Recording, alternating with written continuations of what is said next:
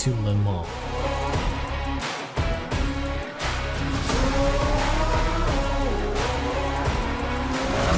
In this world, it's all about fine lines. The line between success and failure. First place and last. And with this riding on it, you've got to leave it all on the line.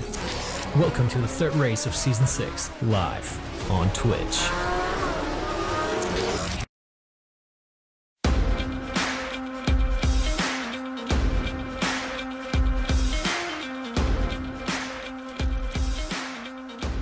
Hello everybody, welcome along to Le Mans for this week number 3 of the Porsche Heuer eSports All-Stars, and what a place to go racing at. Hello everybody, my name is Paul Smith and I'm glad to have you all along here. You may be wondering, hang on a second, you're on your own here, where's Arjuna? Well, Arjuna, well, he's not missing, he's just off the back of the shot there because he's actually joining our All-Stars. Hello, Arjuna. Hello everybody, boy, you've caught me at a great time. We're in the middle of qualifying. We rolled the intro just as I went through Tetra Rouge. That was great, loud in my ears. Paul got told to start talking right as I went through the first chicane. What a great way to go racing here in Porsche All-Star to get things underway for what's bound to be a crazy race in the Porsche eSports Supercup. And I apologize to Love 46 because, boy, that was a terrible run through Mulsanne corner. So this is going to be really unique, is this one, because I experienced this back in another series of an All-Stars. You get to experience it now, Arjuna, so the shoe is well and truly on the other foot now. But we are at Le Mans. It is a sensational venue, and what a car to be going around this track in. Yeah, I've got to see this car now in person twice. Once at Rennsport Reunion running around the WeatherTech Raceway Laguna Seca, and then at the Rolex 24, I've got to say, what a machine. It's so small though. You know, I'm 6'5". I'm glad that I'm in the virtual world because my rig is nice and comfy. It's not tight and compact, but it's got so much speed to offer, and what races we've already seen in the Porsche All-Stars. Yeah, we started off at Daytona and Hockenheim. This is the last week that we get to see the 963 GTP before in 2 weeks' time we head across the pond to Watkins Glen in the first of the 992 GT3 Cup car tracks. It's going to be a great one. A little bit of a change in terms of the race length here for the All-Stars. The sprint is going to be 15 rather than 17 minutes. The main race is going to be 25 instead of 27 minutes as well. But we are in open qualifying right now for these drivers, and the pressure is on to put a lap time in. And the thing is that because it's a heat race session, that means you can only get to finish one lap here. But we're looking at the track map, Arjuna. Give us some facts about it whilst you drive around. Well, the main thing to really think about is that long back straightaway. Back in the day, they used to blast down the entirety of 3.7 miles down the Mulsanne in what used to be a test of the car's performance. In the years since, racing here has evolved to be a test, really, of the man behind the machine, because engines have become, for the most part, touch wood, reliable enough to get you through 24 hours. And now with 2 chicanes in that run, it allows some chances for passing. And Paul, whether it's in the All-Stars, whether it's in the Super Cup when we get the Porsche Cup cars out there, 2 and 3 wide going to be the norm. Now, we're used to seeing Quirk having his face all over his paint. He has got that this week. Arjuna, well, he's joined in on the act as well with a very colourful car to look at. I will say Quirk's, though, he's gone for the artistic style of monochrome. See, mine, I had to do something slightly different. Quirk, I was in protest of him not bringing back the face car. I went, and people have, over the years of my 4 years now in broadcasting, found all sorts of wild things. We had a photo shoot at Gamers 8 last year where I was encouraged to do all sorts of silly things on very little sleep. And so it's all over the car, and we just wanted to have some fun, especially since, let's be honest, I'm not going to be winning, even though Casey Kerwin is not here, Paul. Yes, that was something that we weren't going to touch on, because Casey Kerwin, he's not going to be here this week. So he really is going to miss out on scoring any points, but that opens us up to other drivers. Quirk won the sprint race here last year. Pulpo Lopez right now currently leading qualifying ahead of basic Ollie, Grizzle in third. Arjuna, last of the lap times. Arjuna. I was talking on my lap. I mean, you remember last week we talked to TK and he was like not enjoying the interruption. Remember, that's a real race car driver, Paul. Imagine what I'm like. I'm not bad. Back in the day, I've done one iRacing special event. I qualified a second off of Josh Rogers, which is something I'm going to forever be proud about. But other than that, I don't have many sim racing accomplishments to speak of. Yeah, I try finishing on the podium in the top split of a special event. Anyway, we've just seen Tony Kanaan on screen there. He was struggling through Indianapolis, so he's finding it difficult out there. But qualifying is going to be coming to a close. That's the end of the 10 minutes of open qualifying. And let's take you through your starting grid. It's going to be the Pulpo Lopez and Basic Ollie on the front row of the grid, with Grizzle and Emery on row number 2. Row 3 is Dan Suzuki and Daniel Gray. Row number 4 for Stradi and Tony Kanaan, with Samsoid and Kenny 500. Quirk and Love 46 share row number 6. Paul Gizazo and Arjuna Kankapati then on row number 7. Matt Malone and Storm Molina did not set lap times, so there's going to be 2 drivers gunning for you, Arjuna. Yeah, I'm not lost, but this is calculated. I'm trying to realistically, Paul, start at the front of the main race. That's all I'm hoping for. If I can lead us to the green with the tricolor being painted in the sky by the flyover, I mean, come on, imagine the pictures that I'll get for social media. Well, we are currently looking at the Porsche Experience Centre at Le Mans. Again, another venue with the Porsche Experience Centre. Last week, we were at Hockenheim, where there's one of those, and I can tell you from visiting one myself and experiencing the Porsche experience, I could thoroughly recommend it to anybody. All you need to do is just get yourself a Porsche. I'm sure they'll do a deal with you getting to try out the car anyway around their venues. But we are on the pace. Quarter of a lap, fifth of a lap, I don't know what you want to call it. We're just coming into the best corners on the track, in my opinion, and I'm not just saying that because I'm on a Porsche broadcast. It's the Porsche curves. What a brilliant addition these corners were to this circuit all those years ago.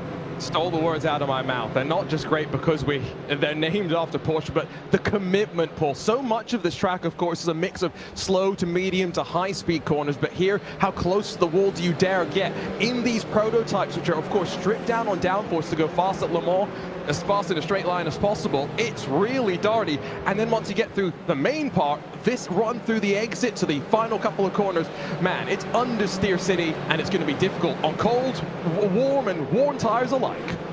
The big question here is, are we having to go single file for the start of this race through the final chicane? Yes, but do you blame us? I mean, we're a bunch of all-stars. Especially one driver having an annoying Yorkshireman in his ear as well. We are getting ourselves set then for 15 minutes of action in the Porsche Tag Heuer eSports All-Stars. The tricolor is in the sky, getting painted down that start and finish straight. And well, in just a few moments time, the Porsche pace car will be pulling over to one side of the track, and then it'll be the Pulpo Lopez who leads us away. Don't forget, the second race, the main race, it's a fully inverted grid based on the results. The green is on, and we are underway for action here at Le Mans in the All-Stars, in towards turn number 1, 33 corners around this venue. It's a fast right-hander, then get onto the brakes into the Dunlop chicane. The Pulpo Lopez, big mistake at the front. That's going to allow Basic Ollie the opportunity to close right on up as we go through the S's. And, well, no change for them two at the front. Grizzle and Emery holding position, holding station for the moment. It's cold tyres and brakes for these drivers as they go through Tête Rouge for the first time. And look at the speed that they are carrying through there as we go on to the Mulsanne straight for the first time. How big is the draft down here, Arjuna? It's quite large, but it's also so important on cold tires not to run too wide through Tête Rouge. I think I'm going to get a free spot here because Stradi's got to slow down, and I'm going to blow past him on the run into that first chicane. I hate to break it to you, but he has served that slowdown. But yes, you are through, so it's a gain of position for my commentary colleague. We can't be having this as we go through the Daytona chicane. On to the second part of the Mulsanne straight. And Purple Lopez just holding position right now. And everybody's just seeming to just file themselves into single file. What I will say is the top 6 with Daniel Gray at the back of that top 6, and then a little bit of a gap back to Sampsoid. So there is a little bit of separation in the field here. That's going to make life a little bit more difficult for you, Arjuna. Yeah, and even worse, I've got to slow down. I did it, Paul, on lap 1. All I was wanting to do was stay out of the slowdown territory. And back to the rear of the field I go. Well, there is Daniel Gray. We're on board with into Mulsanne corner. Misses the apex. That's a big, big mistake there from Daniel. That's going to drop him off of the back of the cars in front. Emery now is the car at the back of the train.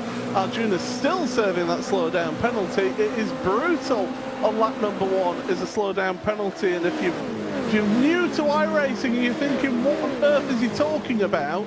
Well, if you do end up pushing the boundaries of the track, if you end up cutting the corners slightly a bit too much, then the game, the sim, will automatically apply a slowdown penalty. It will tell you you need to slow down for a set period.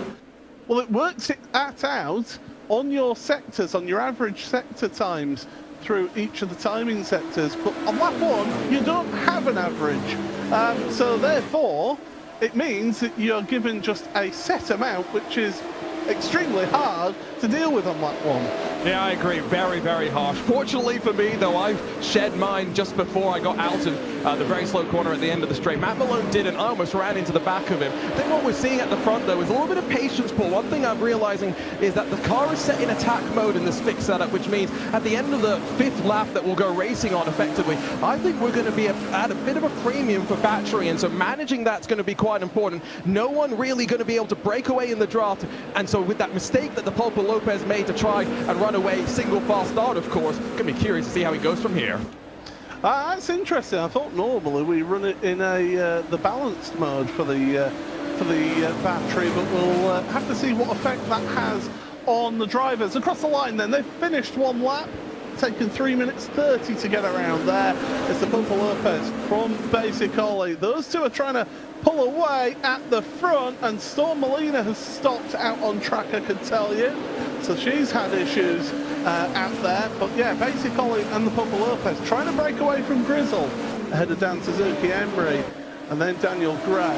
And then there's that little bit of a gap back to Sampsoid, Kenny 500, Bolshazarzo and Stradi in the top 10. One thing I will say, Arjuna, did you ever imagine that you'd be racing first of all in the All-Stars and against Tony Kanaan right now? No, I've been trying to race as an All-Star now for 3 years, and I kept getting, I've been told no many times, and finally we managed to break the wall down. I've spotted for TK once, it didn't go well. I'm just hoping the race goes slightly better. I made a very big mistake, he got past me, something I never thought I'd say before. Well, the TK's got his BFF right behind him, and he started from pit lane. It's not fair. So as Arjuna runs wide through, I can tell you through the first Daytona chicane, and well, we are going to be joined in the booth now, the Purple Lopez and by Basic Ollie. We'll start with you, and Purple Lopez. I mean, you got a good start, but then you made a mistake at the Dunlop chicane right on the first lap. Yeah, I called tires. I didn't expect to lock up the tires, and thankfully Basic slowed down on the exit. Otherwise, I would crash into him because I was uber slow on the exit.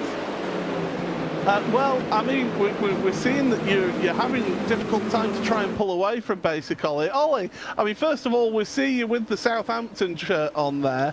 Hell yeah. You must be representing. You got to always represent. But what are you going to be able to do to get past the Purple Lopez here? I'm just biding my time here. I've done so many laps here and so many races at this track in a GTP. I'm hoping my experience here will just kind of, you know, let me get the upper hand. It's going to be really, really tough because Popo is just so quick, worthy of that 8K iRacing. But I have thankfully done so many laps around this track in a GTP. It's quite insane. So hopefully, just, you know, with all the experience I've had, we can maybe potentially make a move at some point. But I'm not going to reveal my game plan when he's in the booth with us. I'll keep that a secret. I got the nail goes, man. Don't worry. Well, I mean, speaking of being in the lead there, Popo Lopez, I mean, you've got more Casey Kerwin. This is an opportunity to get some good points for the championship here. Yeah, I miss him though. I wish him a good weekend in Daytona. But yeah, it's a shame he cannot be racing here with us, and also to Suelio. Now, I'm going to say, we've been hearing the big book of racing driver excuses from my Coventry colleague, Arjuna, who's racing in this one with you guys. You won't see him because he's right at the back, but Ollie, you know, have you got any advice for Arjuna whilst he's driving along? What here? Well, to be honest with you, the best thing you can do is try and stay in that tow. And the thing you see so often here is people locking up. So if you can look after the brakes, stay in that tow, you're going to be absolutely fine. Also, slowdowns, they're a killer. They're an absolute killer here. So as long as you don't get my slowdowns, language. you'll be absolutely fine. But yeah, slowdowns, especially on the is it Mulsanne corner after the Mulsanne straight. God, that 2.5 seconds is more like 10. It is savage. So just avoid the slowdowns, stay in the tow, you'll be a-okay. Well, we'll leave you two to it. All the best at the front, and do get some moves being made towards the end of the race, Ollie. That's all I'll say. I'll do my best. There we go. That's our race leaders there. Arjuna, you're saying, speaking your language about the slowdowns. Don't tell me you've had another one. No, we're good. It's just the pain from lap number 1 still sitting with me. I'm going to just say, by the way, it's so nice for me usually to be just commentating on these All-Stars. Paul, you can probably attest, I spent half of the races just keeled over in laughter because of how much fun we're having on these All-Stars. It's a lot less fun when you're having to drive as well. Let's keep it out of the wall, please. Now you know how I felt when I was doing the All-Stars and you were talking to me and distracting me in the race. It only seems fair that I get to give some back to you. It's only fair. Look at the battle up front, though. I mean, I got to say, I'm a little bit jealous. I am watching this fight for P6 while I'm trying to drive as well. That's my racing driver excuse, by the way, for why I'm slow. I'm commentating, watching, and racing as well. Multitasking. They say men can't do that. Well, we're certainly seeing that. Daniel Gray did end up dropping behind. Was in 6th place. He's dropped down to 8th in all of this, so that allowed Sam Soyd and Kenny 500 to form their own little trio here. Now, if they work together, they can maybe try and get towards 5th, 4th and 3rd in Grizzle, Dan Suzuki and Emery. There's a car off in the background of shot there. We won't take any guesses as to who that was. Basically, is right up to the tail of the Popo Lopez. No move being made yet, so the front stay as they are as they head to Arnage. Hard onto the brakes. It's a really tricky corner, is this one. Just how tricky is it in this car, Arjuna? Because these cars are more about medium to high-speed corners. Yeah, like Basic Ollie said, it's all about the locking, and so it's really difficult to not lock as you're also regenerating some energy. I think what Basic Ollie is doing, by the way, he said he didn't want to divulge a secret. He's saving battery. He knows what he's doing right now. He's keeping himself in a great position in that drop, ready to pounce on that final lap. And there's not much you can do to really defend out front and regenerate while holding the spot, unless you're going to let those behind close on in. So I feel for the Popo Lopez, and it's going to be difficult for him.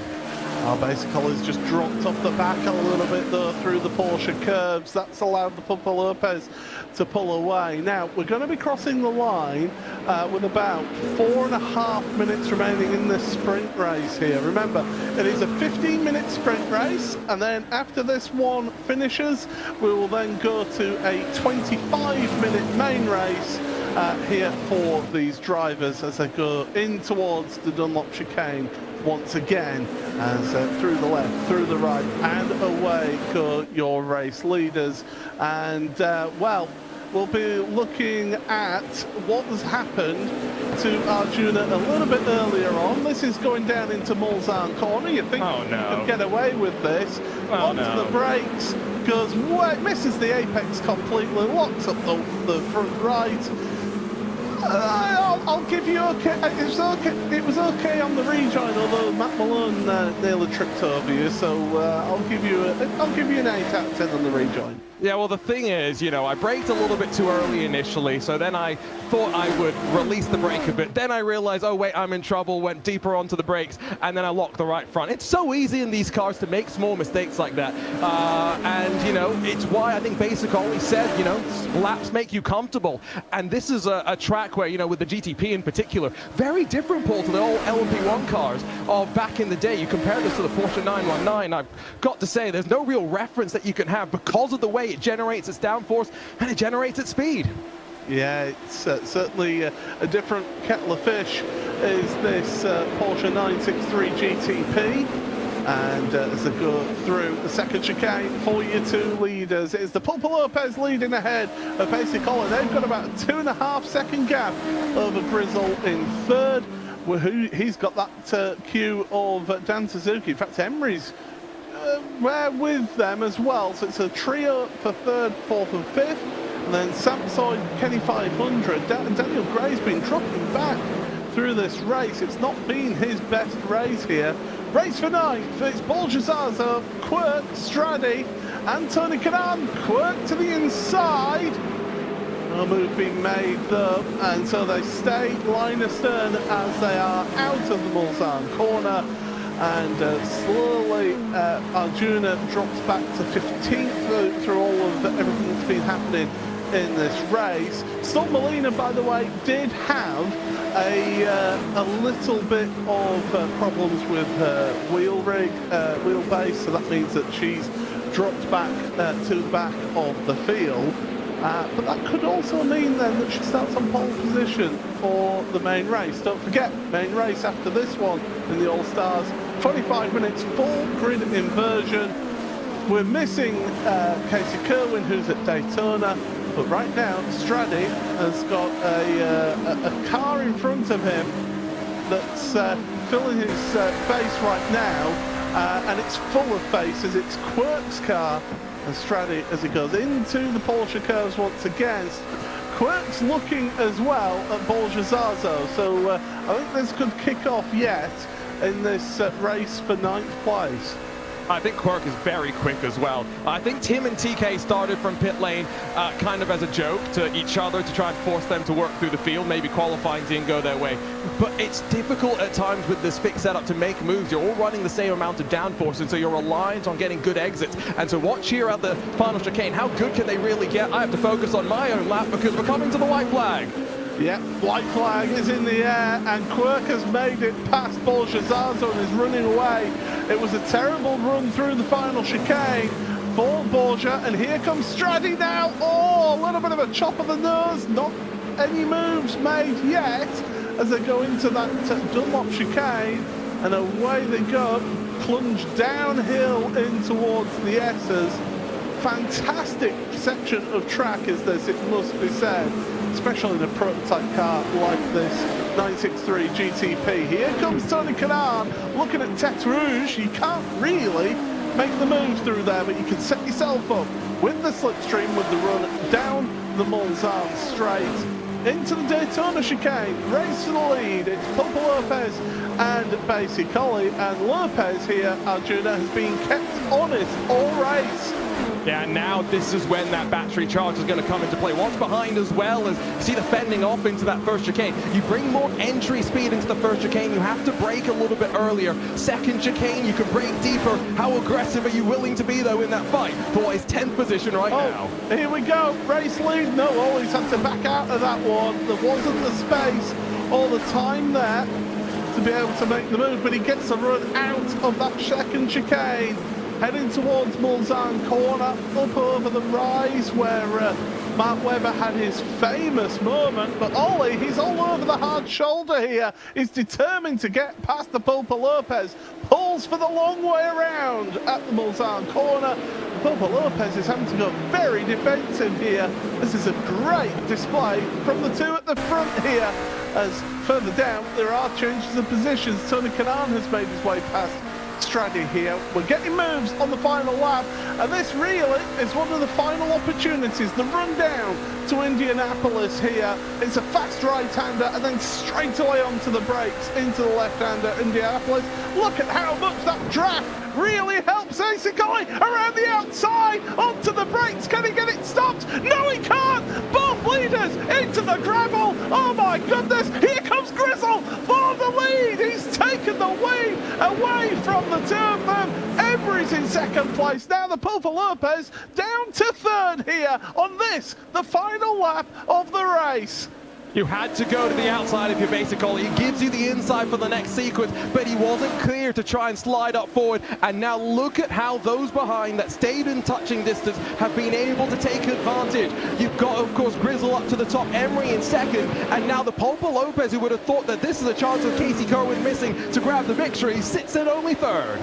Well, Grizzle has just got a few more corners to do. Don't get yourself a slow-down penalty now, and this could be a debut win here in the series. Grizzle, my goodness, debutant to the championship. Just got to get through this final couple of chicanes, and he will call himself a Porsche All-Star winner. Across the line, a shake of the fist, he's happy, and Grizzle is your race winner here in the sprint race of the Porsche Tag Heuer eSports All-Stars. We've still got battling further down. Porsche Zaza trying to do a defensive display over Tony Kanaan with Straddy and Love 46 behind them. And where's Arjuna? Oh dear, he's in penultimate place across the line. No, you see, this is all according to plan, Paul. I wanted to be at the front of the reverse grid, and now I find myself in second. It's going to be an interesting start, I think, that's for sure, especially with me struggling on the brakes at the front, and now I've got the sight of cars in my rearview mirror. Well, Storm Molina is going to be heading towards the final chicane here, and she will take the checkered flag. Taking it nice and steady through here.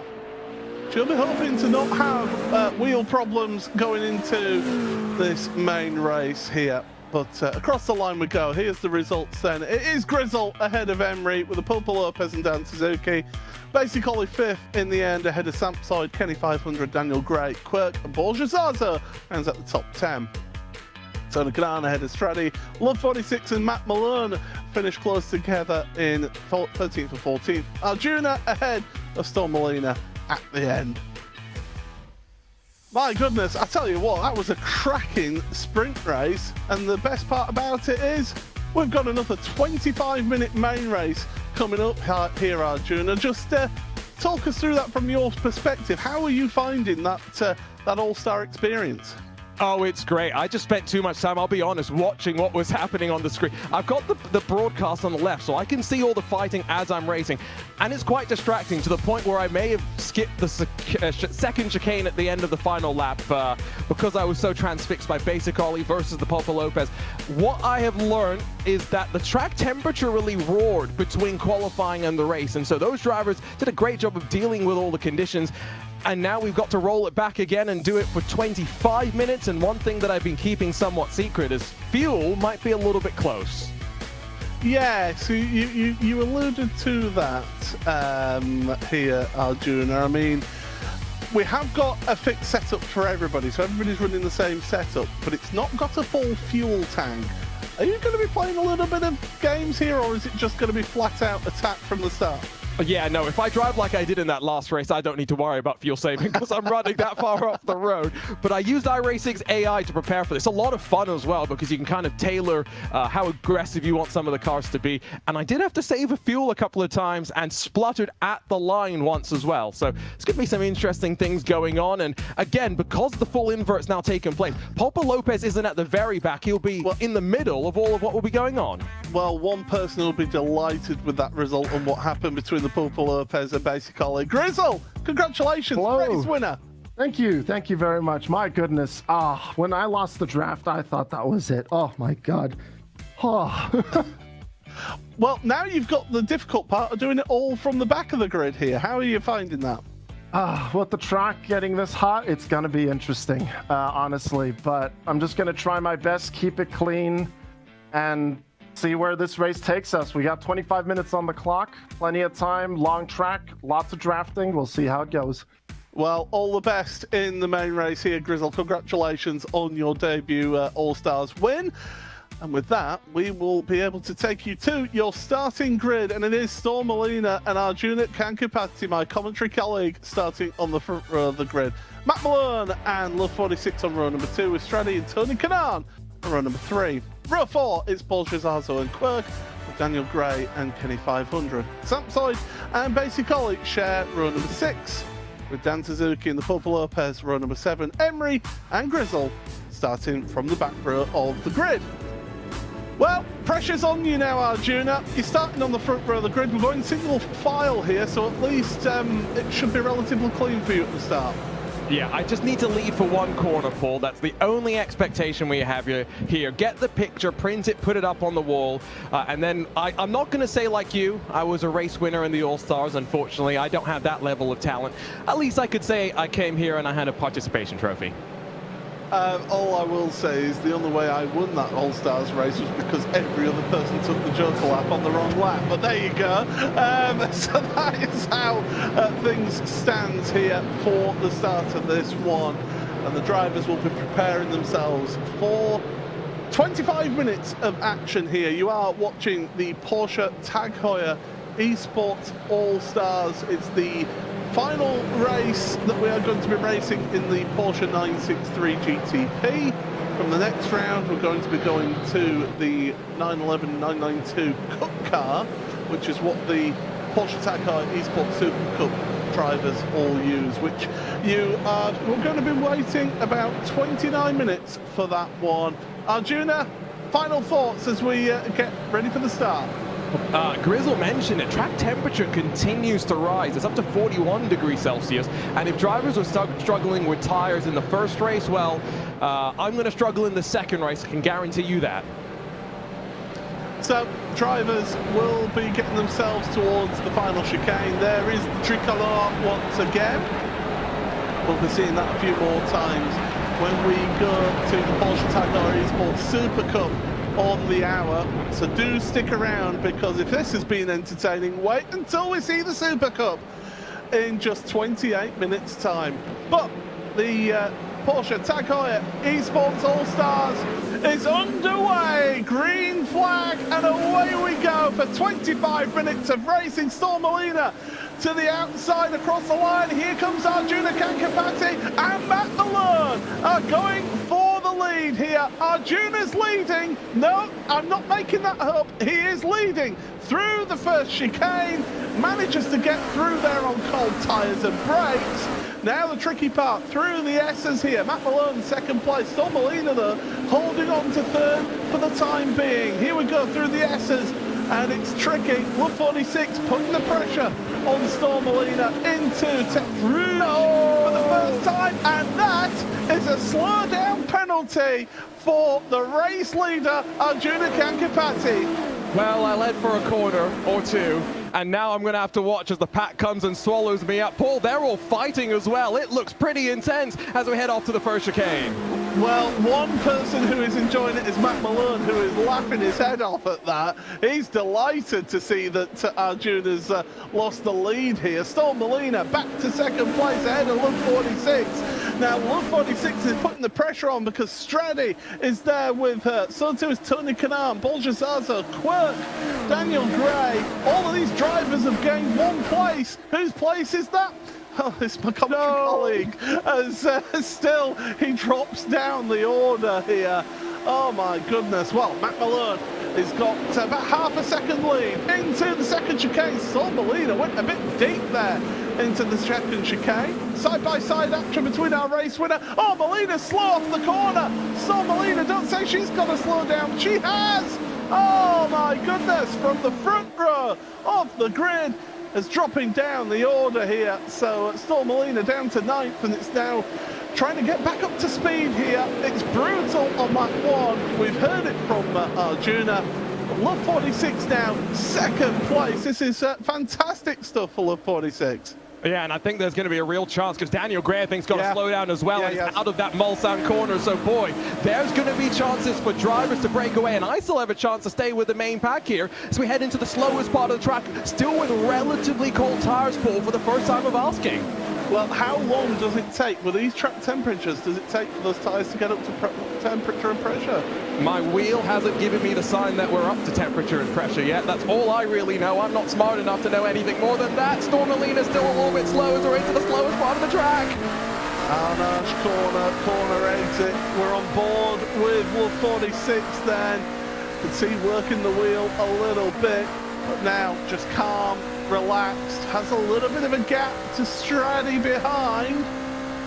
Meanwhile, Matt Malone, 1.4 seconds in the lead right now into the Porsche curves for the first time this race. Quirk and Bolshazaza on the left, timing tower on the left-hand side of your screen. They've been switching positions, so they're holding up the field to a degree. And Wolf 46 nicely through the latter part of the Porsche curves onto the power.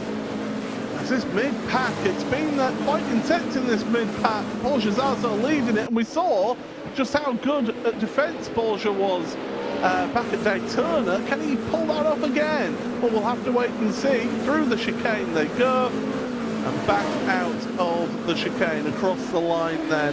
And that's a lap in the books. And, well, I mean, it must be heartbreaking after leading on lap 1.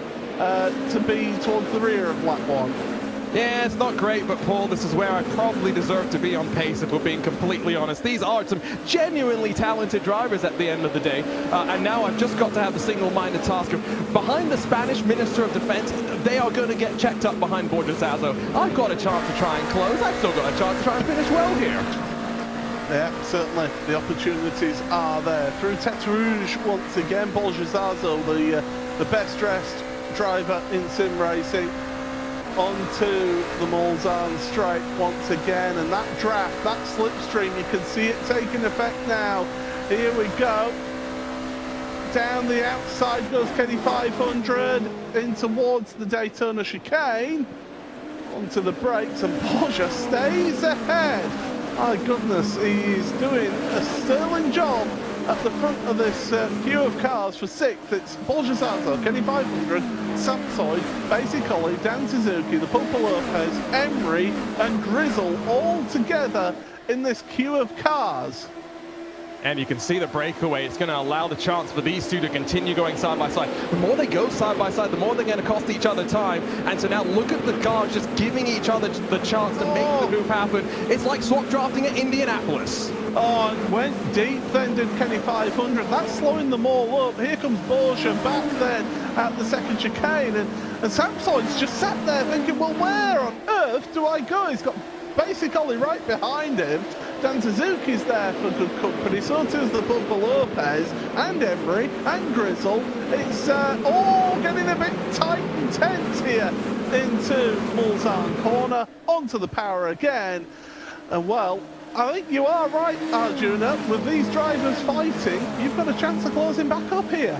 Oh yeah, I've closed about 6 tenths, 7 tenths in the last couple of corners. I've kept Daniel Gray equidistant behind. I mean, look at Emily Jones, the focus on her face. There's intensity in these packs as drivers try to decide which corner side of the corner they want to go to.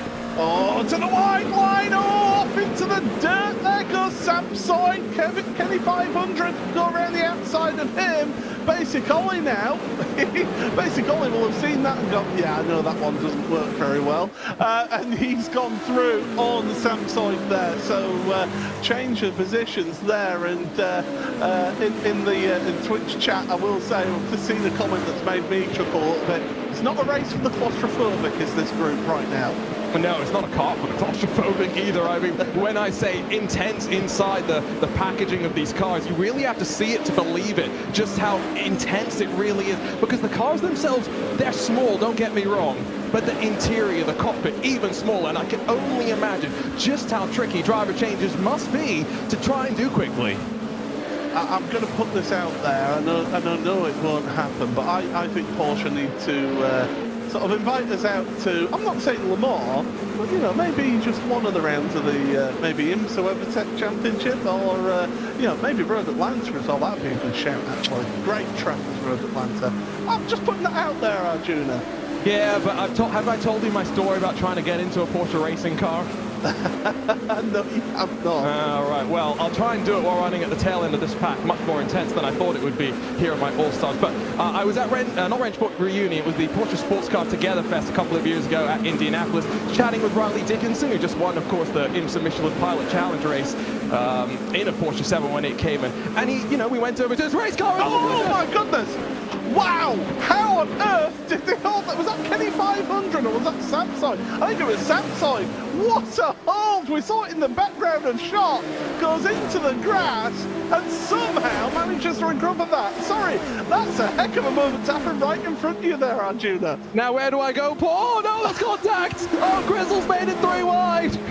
Oh, well, it's fighting further down the order, fighting in front as well, because basically to try and go past Porsche Zaza. Zaza's been forced wide.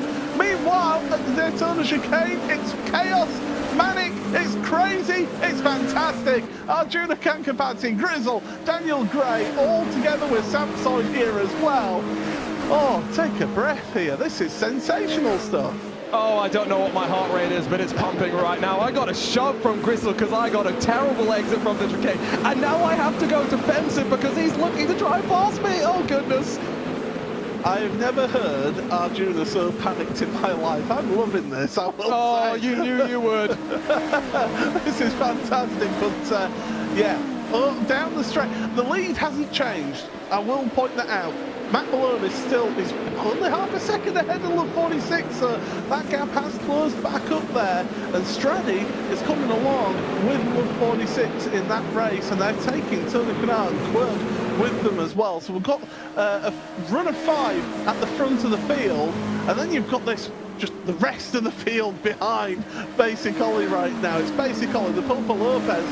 I mean, those two have got some to sort out after the sprint race. Dan Suzuki, Kenny 500, Porsche Zaza, Emery, Samsoy. Emery's actually trying to make a move on Porsche Zaza into Indianapolis. Grizzle and Arjuna Kankapati with a bye-bye position. And I think there's been an issue for Grizzle out there. But this is the top 5 on screen right now. That is Quirk at the back of them. They've still got 15 minutes of action going. We've only been going 10 minutes. Yeah, our tyres are definitely ready to go, and we're at that point where our batteries are starting to be somewhat depleted, so managing that's going to be important as well. And Paul, I've got to say as well, those are all drivers that were running at the back and running very relatively closely for the most part. You know, Malone and Love 46, same with Quirk and Kanaan as they work their way forward. They are very equally matched, and there's pairs there that now have to figure out who do they want to work together to try and break away with. Well, speaking of people who should be working together at the front here, we've got Tony Kanaan and we've got Quirk. Quirk, we'll start with you. You've got the best view of it all at the back of this field. I mean, what's your plans here? You've still got 15 minutes of the race.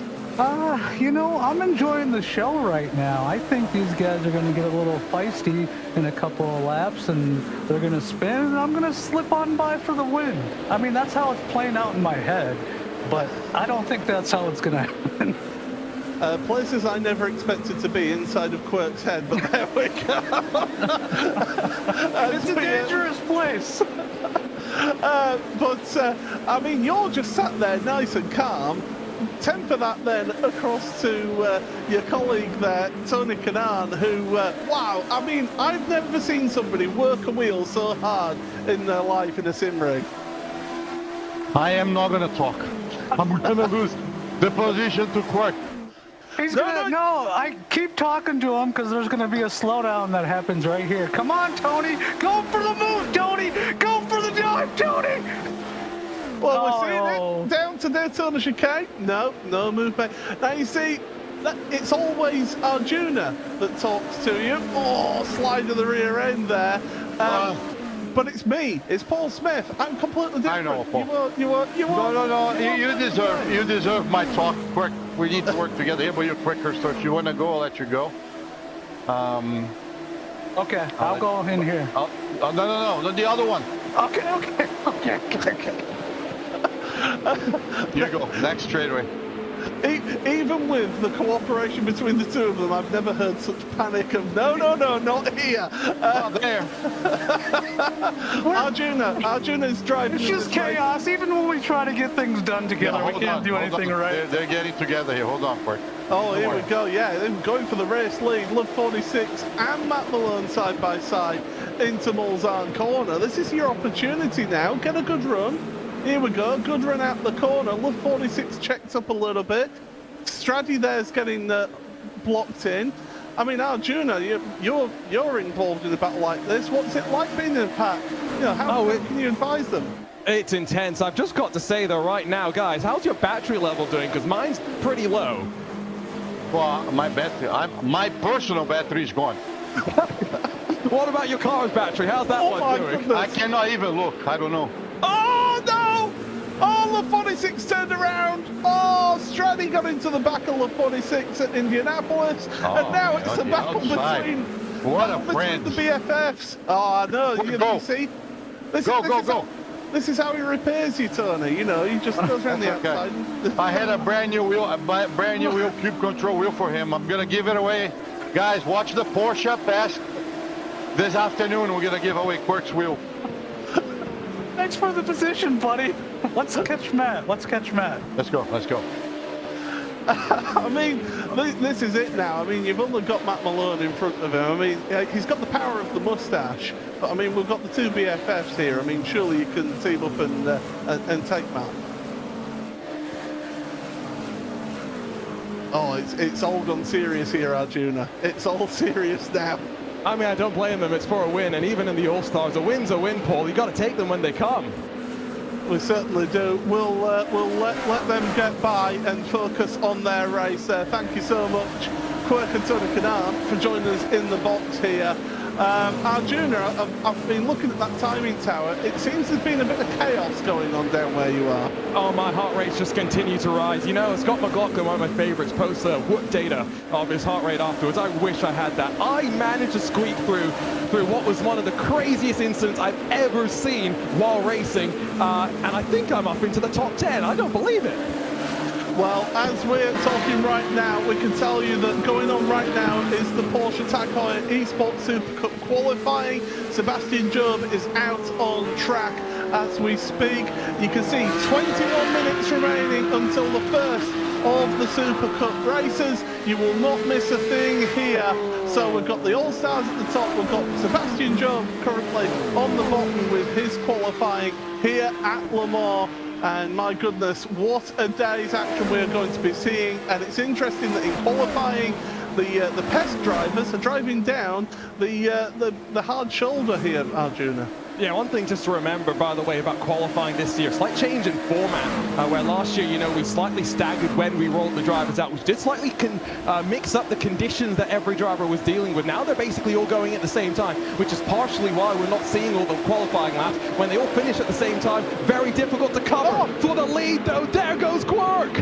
Oh, Quirk to the lead. Matt Malone couldn't hang on to that one, but if he gets into the slipstream, he's got an opportunity. And look who's rocketing up behind them. It's Basic Ollie. He's come from almost at the back of the grid here. 8 places gained for Basic Ollie. And the Pumper Lopez is not that far behind him either. So, well, I think these three at the front will be looking in the mirrors and going, oh no, that's not what I want to see, Arjuna. No, I think we need to get them into the booth, though, so we can distract them just a little bit, because, being honest, Paul, I think I have a chance at the top 5 if we distract them just enough. We've often talked about with Casey Kerwin how we should make him spend an entire race in the booth with us. I'm just saying, it sounds like a great idea. I'm experiencing that madness right now, and I can confirm it is quite difficult. Well, we are going to be joined by the man who was leading for so long, who was laughing at Arjuna losing the lead on lap 1. I mean, Matt, you're under some intense pressure from TK here. Yeah, how's it been going for you? Yeah, well, I got no business being out here in front. And I understand that you were interviewing Tony and Quirk before. I would have liked it if you interviewed him again. I'm trying to win a PES All-Stars race here, but Quirk is just too good. I think he's going to get it. Well, you've got Basic Ollie and TK fighting it out behind you. I mean, Ollie, going into the Porsche curves, that's not always the best place to make a move. Absolutely not, and I'll be honest with you, my moves haven't been great this race, have they? You never know. Listen, I've run out of time, I've come from the back, I'm looking for a podium, baby. I've got to do what I can. I'm running out of laps. I've got to do it, I've got to find a way. You certainly are, but Matt, I mean, you've got to put up a stern defence against TK because Quirk's just pulling away a little bit here. We're keeping the draft, and you can hold on to that one. Yeah, maybe me and TK can work together to try to catch Quirk, you know? Last time I saw it, Quirk already had a couple watches. Yes, he certainly has. Oh, to the Hey, don't touch me! TK! Oh, he's into the back of Matt! Oh, this is not good at all. And Ollie's getting caught out in all of that. That's good defensive driving there, Matt. Well, I'm very slow, and he should know that. I'm surprised Basic Ali knows what he's doing. He's been turning left for the last 3 days. Well, I mean, Ollie's got the hard job because he's got the Papa Lopez behind him as well. I mean, surely you've got a bullseye on your car. Yeah, I'm sure I do. I felt so guilty, but it's just it was there or it was there. You know, I had to go for it then, or it was never going to happen. So I had to do something. You know, it was the only choice I had. So I went for it, and yeah. Right, well, we'll leave you guys to it. Thank you so much for joining us. And as the drivers go through the Daytona chicane, why don't we give you a little bit of buzz, full throttle action here.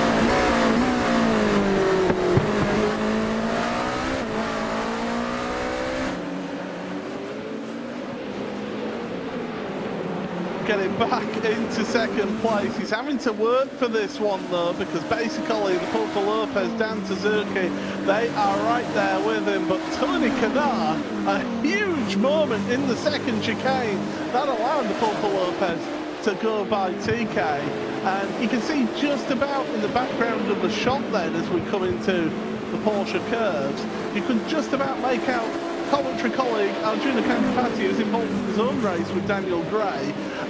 We won't focus on you, but we're focusing on the lead. But Arjuna, you've got it tough, haven't you? Yeah, and again, I'll go back to the battery level. I'm at basically no battery for most of the lap once I've deployed it on a straight. And so that's making it, of course, difficult for the car to continue pushing forward the way it has the rest of the lap. Oh, look at how they're going up the front. There's an issue. That's Matt Malone. He's off. He's lost the lead. He's lost second place, should I say. There goes Basic Ollie. There goes the Papa Lopez. And now, well, it's going to be a tough ask because we've got 2 laps to go here in this one. And, well, Basic Ollie is 4 seconds back from Quirk right now. I mean, even if you're one of the quickest drivers in the whole of sim racing, that's still a huge lead that you've got to catch up there. Yeah, I mean, look at the Porsche eSports Supercup where we're talking about drivers in qualifying separated by thousandths of a second through the field. So I think that's a tall order in the closing stages, especially now with tires also screaming in agony. We're at 42 degrees Celsius track temperature. Something else just to think about as we head over to the Supercup in a couple of minutes' time. Yeah, certainly fantastic stuff that we've been seeing here in the All-Stars. And, well, if you think this is exciting, wait until you see Porsche Tag Heuer eSports Supercup coming up on the hour. Won't miss any of the racing action, that is for sure. Down into the Daytona chicane. too wide action a little bit further back. As into that chicane we're going through we go. Freebies! Yeah, freebies. What's happened there, Arjuna? All I know is I entered the corner behind Matt Malone and Kenny 500. I've exited the corner in front of them. And now I've got clean air up to Tony Kanaan in 5th position. And I can see how close they are, Paul, to one another. Oh my goodness. So nice line of sight there for you, Arjuna. But you are about 5 seconds back. But, you know, what's time when it comes to things? But, yeah, I can tell you in the Porsche Twitch chat, the official Porsche account has asked, how is Arjuna in 6th? Guys, I don't know. You tell me. It's clearly the power of the Porsche Tag Heuer watch I've got on right now. It's clearly propelling me forward. It's definitely not the racing suit, which I can tell you is very, very sweaty right now, Paul. Hang on a second. You've got a Porsche Tag Heuer watch and I haven't. I didn't see having words. Yes, but don't worry, Paul. I had to buy it for my birthday myself last year. Well, the drivers at the front, though, they're still going at it. The Pumper Lopez has got ahead then of Dan Suzuki. Dan Suzuki's not giving this one up, though, without a fight. And he's keeping in the draft for the time being here. There's a car off to the side of the track there at the Indianapolis corner. I don't know who that actually was. That was Tony Kanaan. So Tony Kanaan's had issues out there. Oh, dearie me, you've got an opportunity of 5th. Yeah, I've got some draft now as well, which is good. Daniel Gray just keeps getting closer and closer. Daniel Gray, remember, has raced the first 3 races of Porsche All-Stars with a message on the front of his car asking for Arjuna to say nice things about him. I hope he gets the memo that he should stay behind there if he wants the nice things to continue.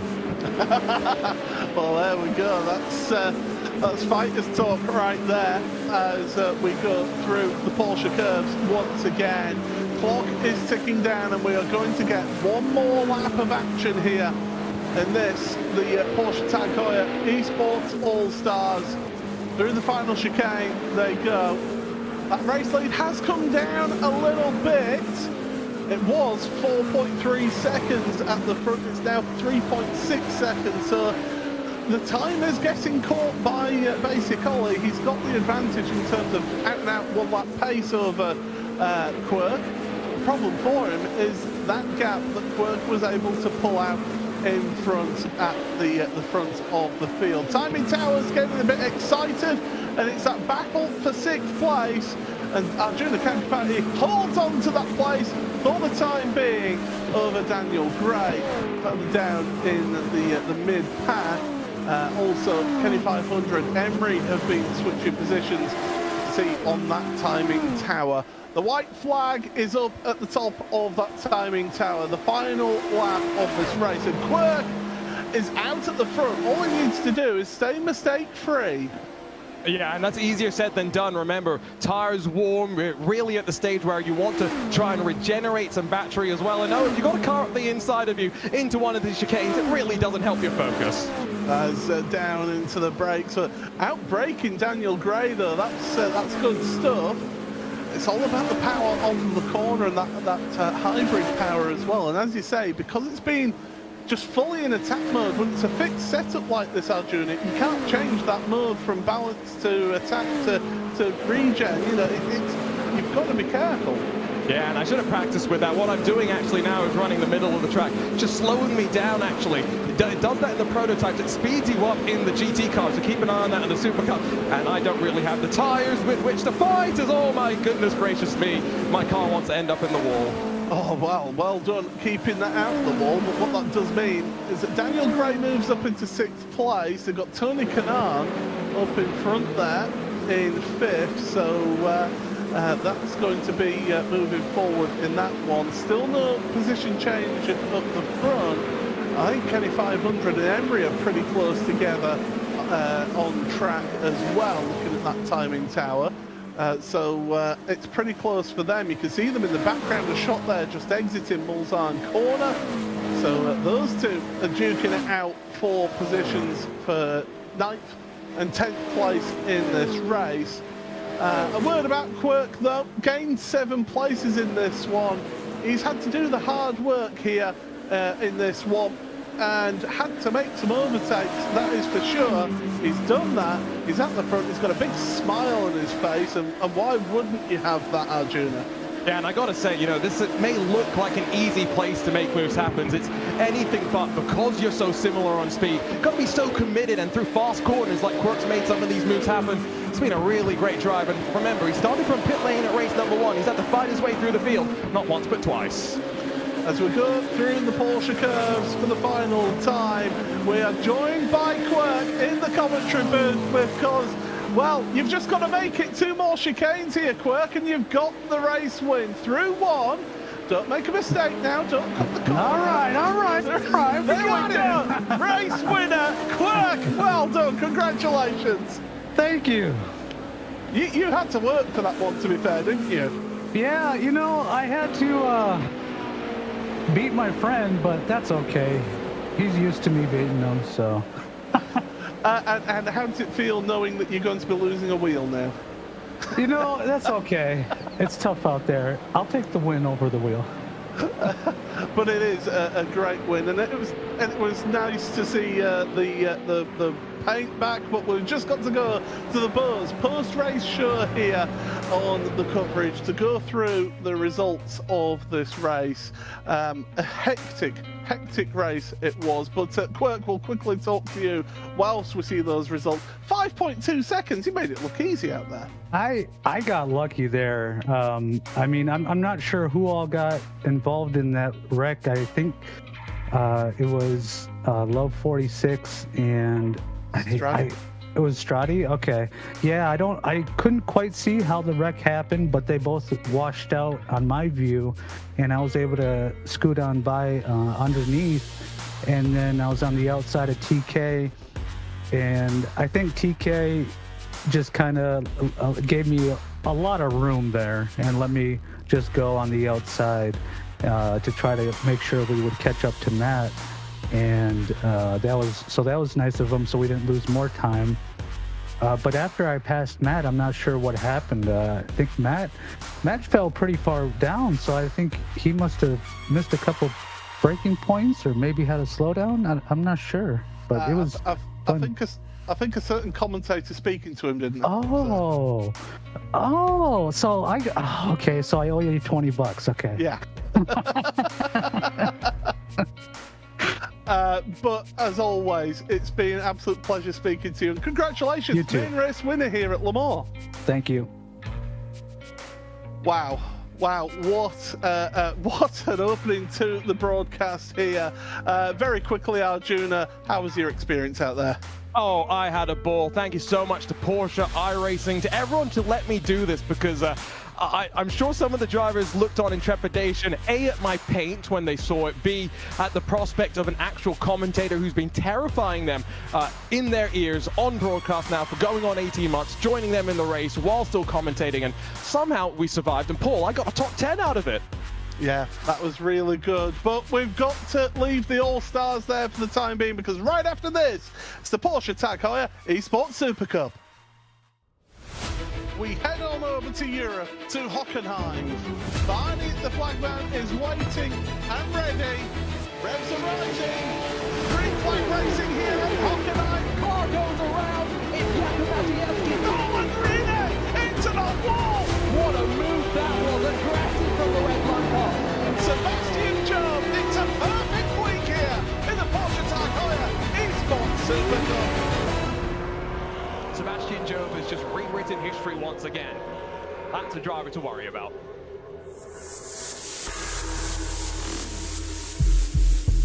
In this world, it's all about fine lines.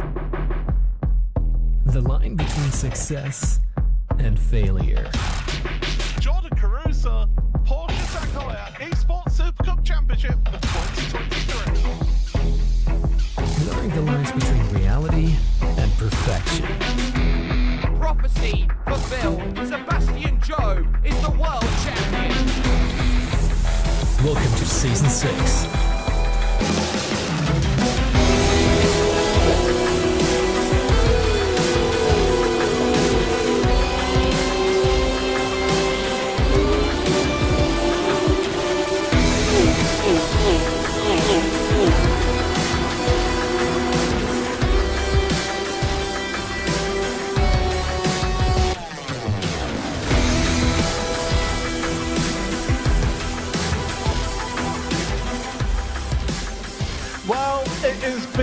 2 fantastic weeks in the Porsche Heuer eSports Supercup, but this week, week number 3, we are at Le Mans for the action here today. Paul Smith and Arjuna Kankapati here once again, and after the excitement of the All-Stars, we've got the main course now. This is what we're all here for.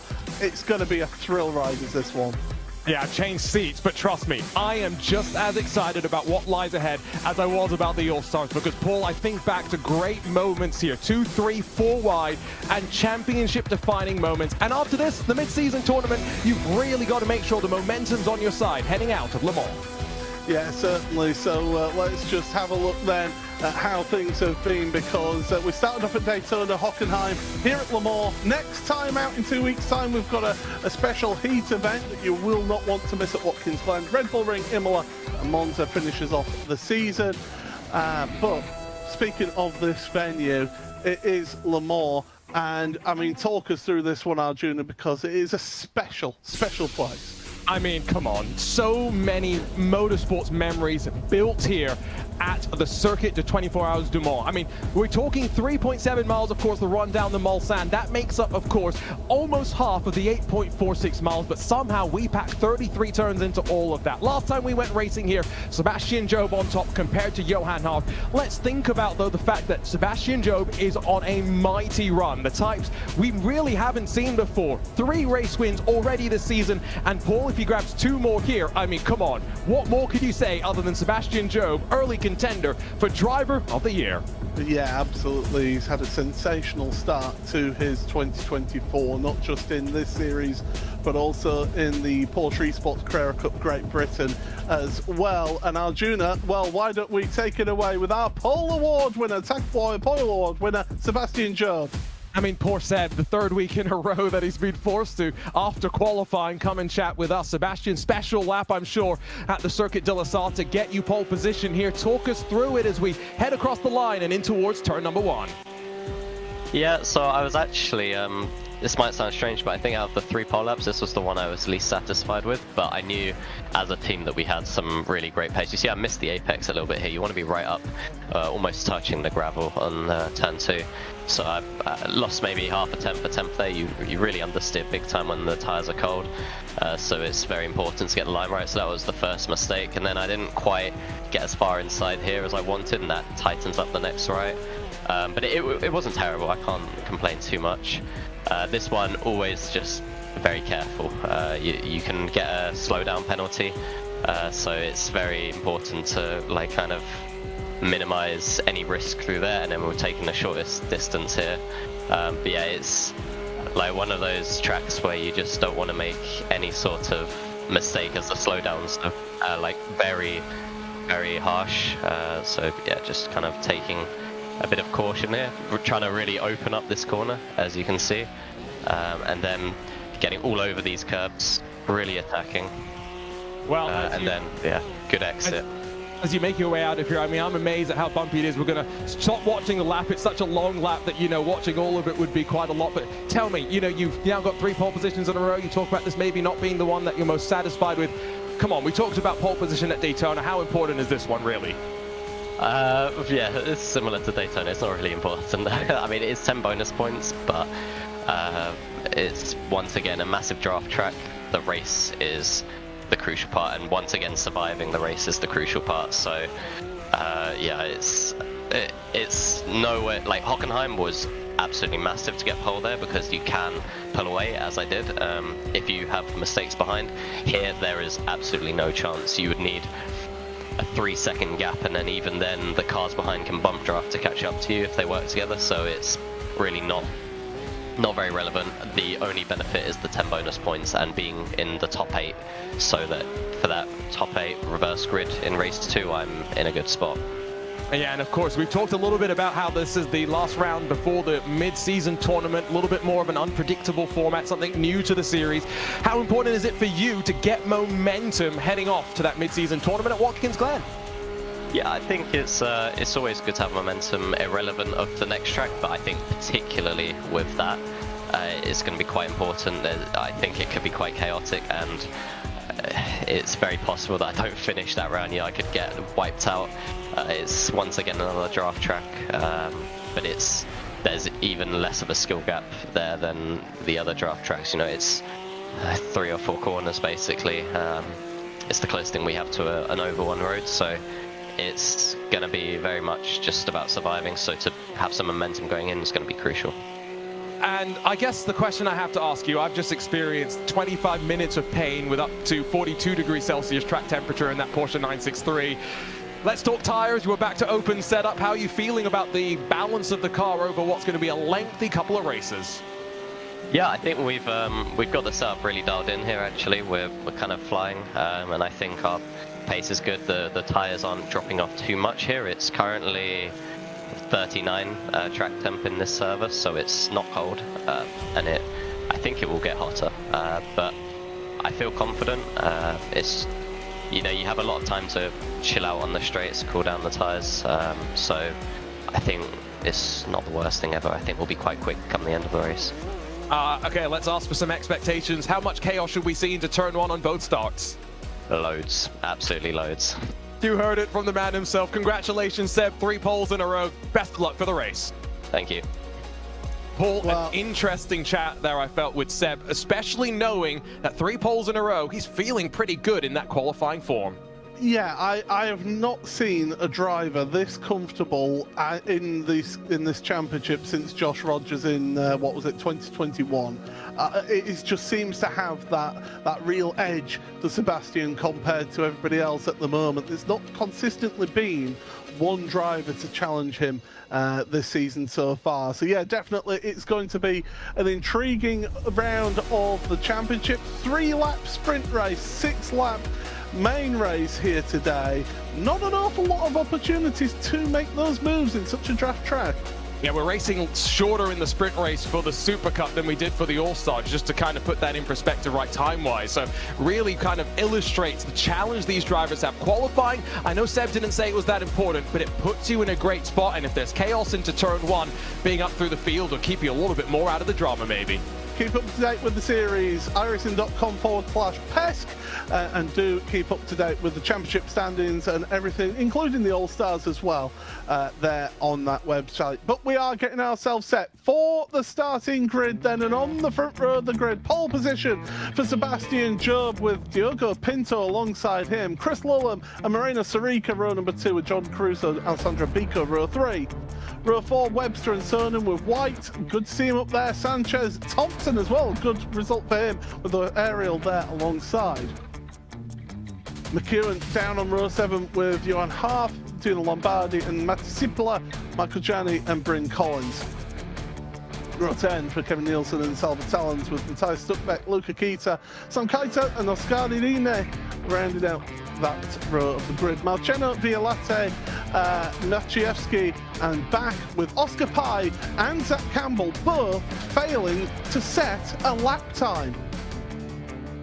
Wow, that is huge for the 2 Coanda drivers started 29th and 30th, because they are all the way around the last part of that chicane at the end of the lap. But the revs are rising. We are all set for action here in the Porsche Tag Heuer eSports Supercup. We're underway, and it's a good start from Sebastian Job, not so from Diogo Pinto on that front row of the grid, heading towards turn number 1, and then the Dunlop chicane for the first time. Your current reigning champion, Jordan Caruso's going to the middle of the track. He's trying to work his way through, but as we go into that chicane, Job leads this one from Pinto and Lullum as they come out the corner. Sarica holds on to that 4th place over Caruso. Plunge downhill through the sweeping right into the S's here. There's a move from one of the Stormforce racing cars further down, and that was on the 96 of Luke McEwen. So moves been made, and there's smoke further down on your field. In fact, there's cars out of control all over the place going into Tete Rouge. That's a huge accident. Marceno, Jensen back. I think Zach Campbell's maybe got caught up in all of that one, but we stay green flag racing down the Mulsanne for the first time here, Arjuna, and already we're seeing drivers trying to pick a lane. So dangerous starting at the back. Zach Campbell's found out the treachery of that along with a handful of others. We single file out into the first of those chicanes. Still with tires coming up to temperature. It's Job that leads from Pinto, Lullum, Sarika and Caruso as they start to already see a gap at the front build. Interestingly, I got word that maybe center of the track was a fast place to be. All the drivers, like we saw in qualifying, have decided the bumpy part of the track is the place to be. And so what it's going to mean is if you can't find space on the left, you'll go to the right early, and now as they try to transition back over, there's going to be cars coming together, and side by side further back, Big Sen from Cooper Webster in the 37. Yeah, he's there with Julian Sun, and then further down your order is Webster, so 7th and 8th place between the two of those. Job has got a 0.6 of a second lead over the front of the field right now, and as they head towards Mulsanne corner, and it's like a swarm of bees is this, isn't it? Of just cars just going everywhere, all over the track, almost 3 wide into Mulsanne corner. Out the corner we go for Biko, and Biko's under pressure from Webster as we take a look back at the start here. And so this is further back in the pack. Fire Simsport, one of the Stormforce machines, all as we cycle off the corners. So one of the Stormforce cars runs wide. That's the 92 of Michael Johnny, and that really just sets off the Concertina. Not much that anyone, I think, could have done after that once they got pinched and perpendicular to the track. This, though, is the danger spot. Tires are finally coming up to temperature. 2 wide, 2 rows deep. It's the VRS Coanda car of Julian Sonnen that holds off Cooper Webster behind. Watches Parker White, who's still trying to get his Porsche eSports Supercup career off on stable ground, tries to hold the inside. Big Sen from Gustavo Ariel in the 12. Yeah, Parker White, not the best of starts to his career here. Best finish, 23rd in the main race at Daytona. So he's possibly on for a good result here, is the Williams eSports driver. But he's all on his own, and it's almost been acting a little bit like an eNASCAR Coca-Cola iRacing Series race here, Arjuna, down these straights, hasn't it? People picking their lane and trying to buddy up. Yeah, in the past we have kind of referred to this as the Daytona of the Porsche eSports Supercup, haven't we? And yes, we now go to Daytona, but it's a very different sort of a race, if we're being honest. Gustavo Ariel's looking very, very aggressive, very feisty, and I wonder if he feels like the balance of his car is pretty good. I mentioned tire wear, tire balance. 3 laps means you're probably going as aggressive as you can on those tires for this race. And so as we come to the end of the first lap, drivers will just be trying to hold on. 3 cars at the front, though. Joe Pinto and Lullum stretching their legs and running away from those behind. Yeah, it's Oracle Red Bull Sim Racing from Team Redline, from Verstappen.com Racing at the front, and they've got a 3-second lead, well, 2.5-second lead over Lullum as we're going through. On board with Parker White then, through that sweeping right-hander, onto the brakes, and look at him, he's focused. He's got the Sim Racer's tongue has come out a little bit as well in this one. He means business this week. He needs good results starting now. No, absolutely. I mean, this is a driver that really did showcase himself on the road to the World Championship, both in the Porsche eSports Supercup qualifying series and in the Contender Series itself as well. And so we're still waiting for that next kick into gear, effectively, for Parker White. He's joined up with Williams eSports after spending 2023 with the Apex Racing team. He's got some great teammates around him to learn from at the end of the day. Just hasn't all come together, hasn't finished inside of the top 20 so far this campaign. As we see your leaders up towards the front, I've got to say, Paul, I'm a bit amazed at how comfortable they look running that bumpy line. Yeah, it is. I mean, obviously they've got the car set up to deal with that. I personally wouldn't be doing that, but then again, there's a reason why I'm sat here in the commentary booth and not out there racing right now as they go down the Mulsanne straight. And well, I've got to get this fact in because I didn't get it in during the All-Stars. Mulsanne straight, 3.7 miles long. You think, wow, that's a long straight. That's the same length as the Sebring International Raceway, which you consider is quite an iconic endurance track. I mean, you could fit that just on one straight here, Arjuna. Paul, I love that fact, but I have to ask the question. Do you say that in every broadcast you do at Le Mans? No. Oh, interesting. See, I always, whenever I go to Daytona, that fact about the 20% light thing for the 24 hours, it comes out because it's one of those things like the 3.7 miles of the Mulsanne being the same distance at Sebring, that there are going to be people that watch that they don't know, and so I've got some flack in the past. All I'm saying is, Paul, more of your facts, please. We need more of that, and maybe a bit more fighting at the front, because these three cars going to be quite orderly, you'd assume, with that margin behind just continuing to grow. A little bit confusion, by the way, so we'll explain. Chris Lulham in third place is racing for the Verstappen.com racing team. So that is who is racing for, which of course is behind the Team Redline car, which is behind the Oracle Sim Racing car at the front. We've got three. We've got the triple box here. I almost feel like we're on NFL Red Zone here at this one with the triple box. Yeah, just one note, Max Verstappen was racing earlier in the world of sim racing in the Digital Nürburgring Endurance Series, so he's still staying active even in the Formula One off-season. So Matt's a former competitor in the series, I'm sure probably watching and cheering on with the Team Redline stream, especially knowing that, look at the Gustavo Ariel's continued charge, trying to go around the outside. He's got Josh Thompson, one of the other machines, of course, that are in that stable working forward as they head down towards the Porsche curves. And now with tires up to temperature, Paul, we see all these little battle packs. Where is everyone going? Single file for the time being for the most part until you get back to 7th. Oh, Porsche curves on that main screen for 7th place, and Cooper Webster. My goodness, that's a brave move into the Porsche curves. So the Oracle Red Bull Sim Racing driver up into 7th. That means that Alejandro Sanchez down to 8th for Stormforce Racing. But we haven't touched on this fact at all during this portion of the broadcast. The top 8 for the main race, the race following this one, get inverted from their results, which means that at the moment, as things stand, Alejandro Sanchez will be starting from pole position in that main race. But that's going to be easier said than done as we start the final lap. And I wonder, Joe sounded very confident in the car that he had brought.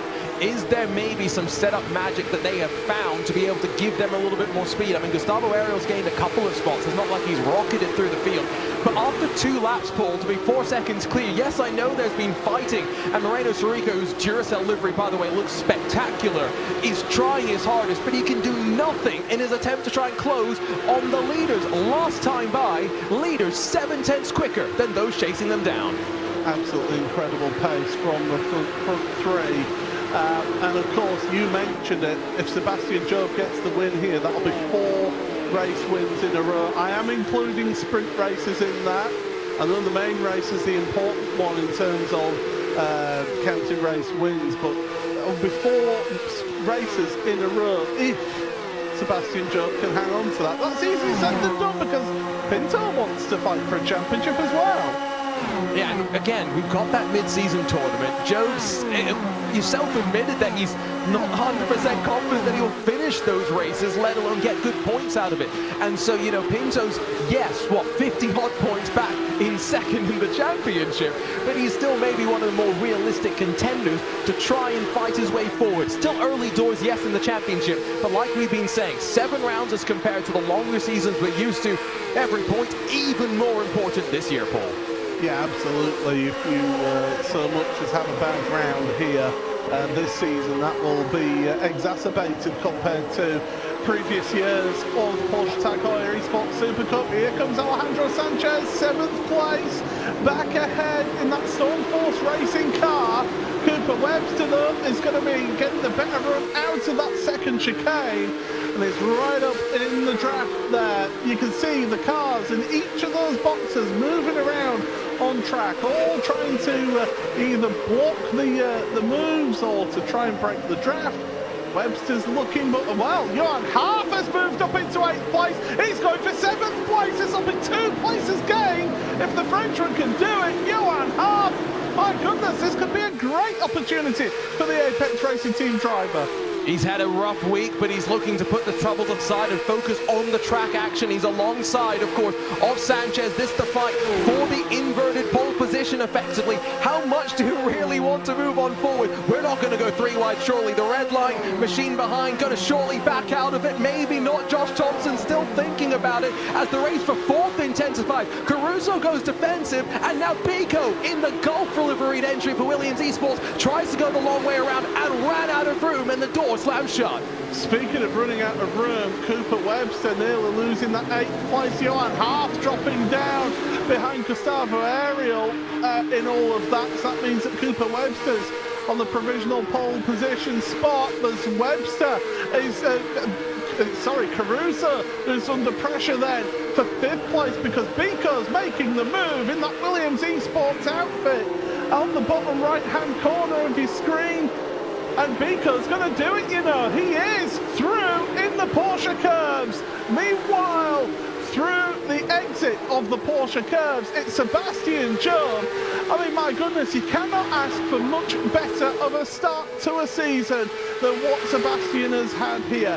3 pole positions. He's had 3 race wins so far out of 4 races. Make that win number 4 for Sebastian Job across the line. He's happy. He's a race winner here in the sprint race of the Porsche Heuer eSports Supercup. Who's going to finish 7th and 8th? It's going to be Sanchez ahead of Cooper Webster. Gustavo Ariel just missing out on that one in 9th place. History made again. Job, last time out, did the double once more. And with this win, never as a driver won 4 consecutive races before. Rogers did it twice, 3 in a row on his way to the championship in 2021. Continuing to write his name into the history books, Paul. Sebastian Job, 4 wins on the bounce. You see those results then. Joe Pinto Lulem ahead of Sarika. Pico able to get one over 2023 champion Caruso. Sanchez and Webster will start on pole position for the main race. Ariel and Half ran at your top 10. And McKeown and Thompson. White, Parker White dropped down the order a little bit there ahead of Bryn Collins, Kevin Nielsen, Sam Keiter, Dino Lombardi, Luca Kita, Julian Sonin dropped down the order as well. And Salva Talon's the last of your point scorers. Then Pai, Rene, ahead of Sipola, Gianni, Maciejewski, Campbell, Violate, back 1 lap down, Suck back 1 lap down, and Marceno 2 laps down. But here, Arjuna is a hard-charging and hard-fought 7th place for Sanchez. Yeah, the Stormforce racing machine was really flying and really having to battle as well. Alejandro, talk us through that race, just 3 laps, quick fire, lots of action that you've got to try and get through. Yeah, I managed to get through Parker. I think it was lap 1. Then Julian had a slowdown and he decided to serve it in the middle of the track. So we got rear end damage from that, but we made a spot. And that's everything that we needed, really. I was trying to make Johan go through, so we had 2 teammates in the up front. But in the end, it just didn't work out. I think he went a bit deep after Indy, and yeah, couldn't do much about it. But yeah, we're all quite happy. We missed the Q trick, of course, and we had to adapt in the middle of the race. It's just not something I was expecting to do today. But yeah, it is what it is, as they say. So yeah, just try to finish the race, and that's it. So when you say trick, I assume you mean the running on the side of the tracks where it's very bumpy and very scary? Yeah. Interesting. So there was 210s at the top. I was curious. Let's talk about what lies ahead now, because of course the top 8 invert, you find yourself in a good position. What are you expecting behind? I mean, as you get the opening lap under your belt, that will get you hopefully some stability, but the intensity only rises after that.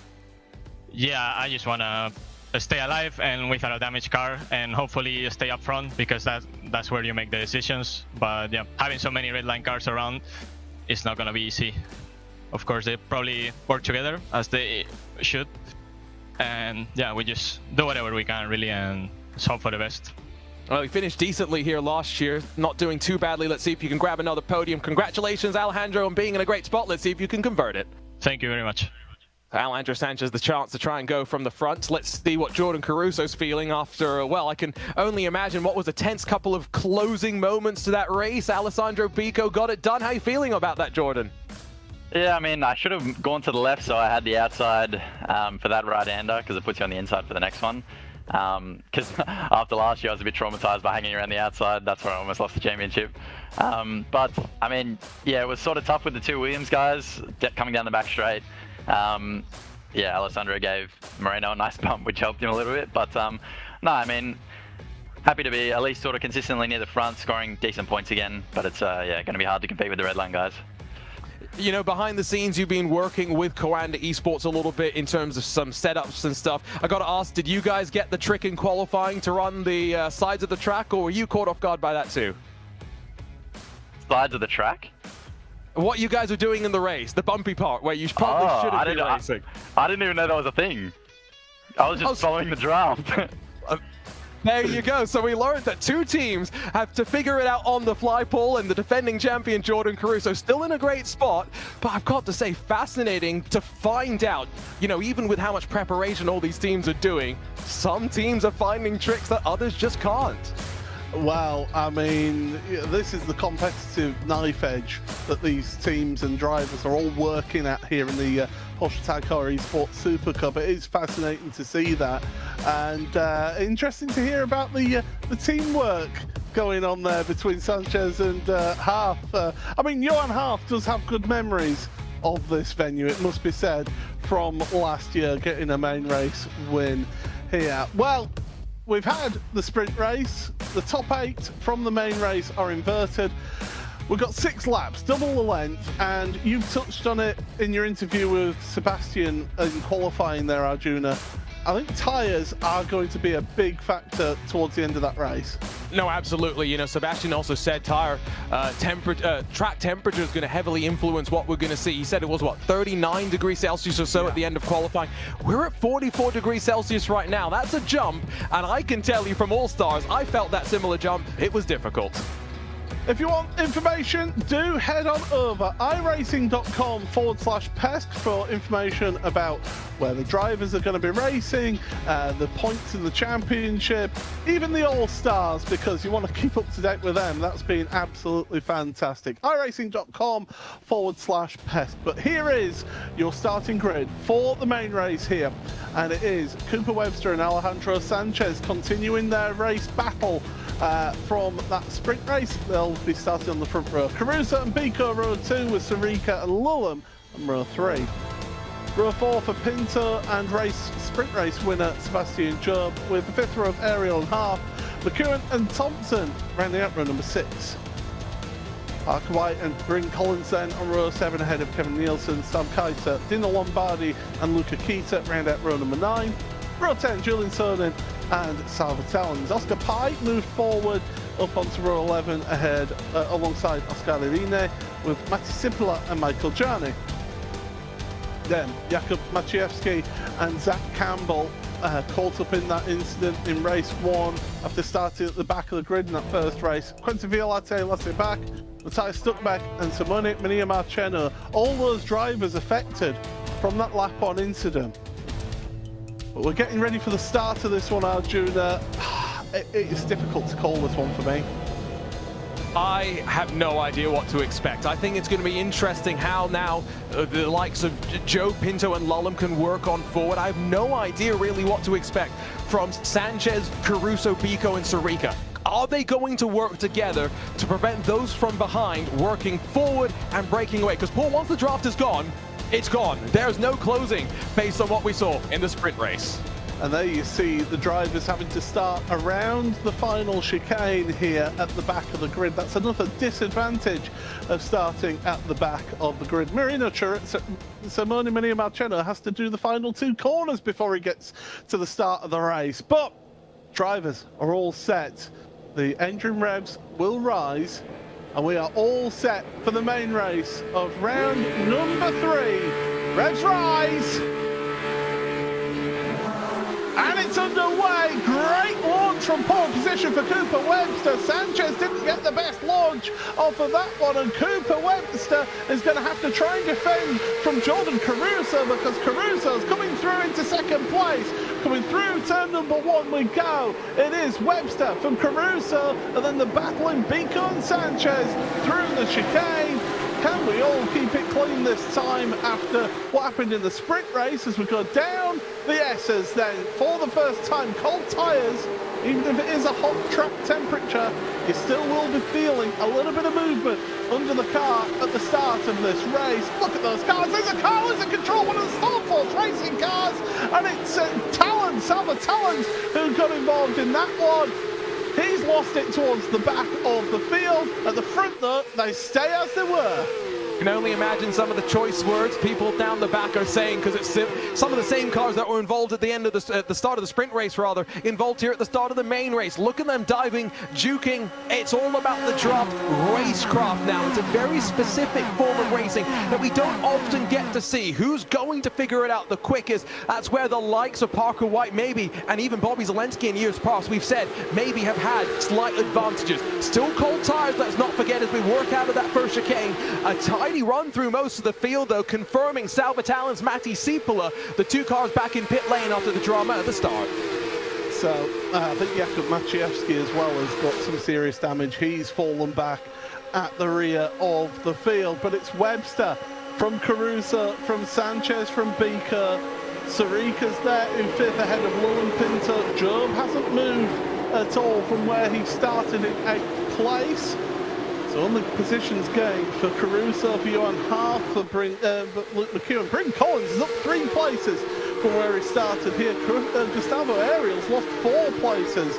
So that means big drama for Gustavo at the start of the race here. Plunging downhill in towards Mulsanne corner. There's a move for 5th place. Chris Woolen moving through at Mulsanne. And watch as he tries to box out maybe the car on the outside, because now a chance to draft, and look how instantly off the driver's right they go. And I mean, it's crazy to see. It's insane how confident they are. Back to the replay though, bit of a touch, bit of contact. Salvatalen's gets a bit wide, and then Maciejewski involved. The Sontec car, Matti Sipola in the wall. And watch here, Maciejewski was going to try and rejoin the track, tried to do about half a lap, but his car got converted to GT3 Touring spec with no rear wing, and he figured while it might be fast in a straight line, he's got absolutely no grip through the corners. I have a funny feeling it was Dino Lombardi who made that slight bit of contact with Talons through the S's, and that's what caused him to have the initial slide. A bit of a move from Johan Haaf. The other problem is he's now going to slow down penalty as Johan.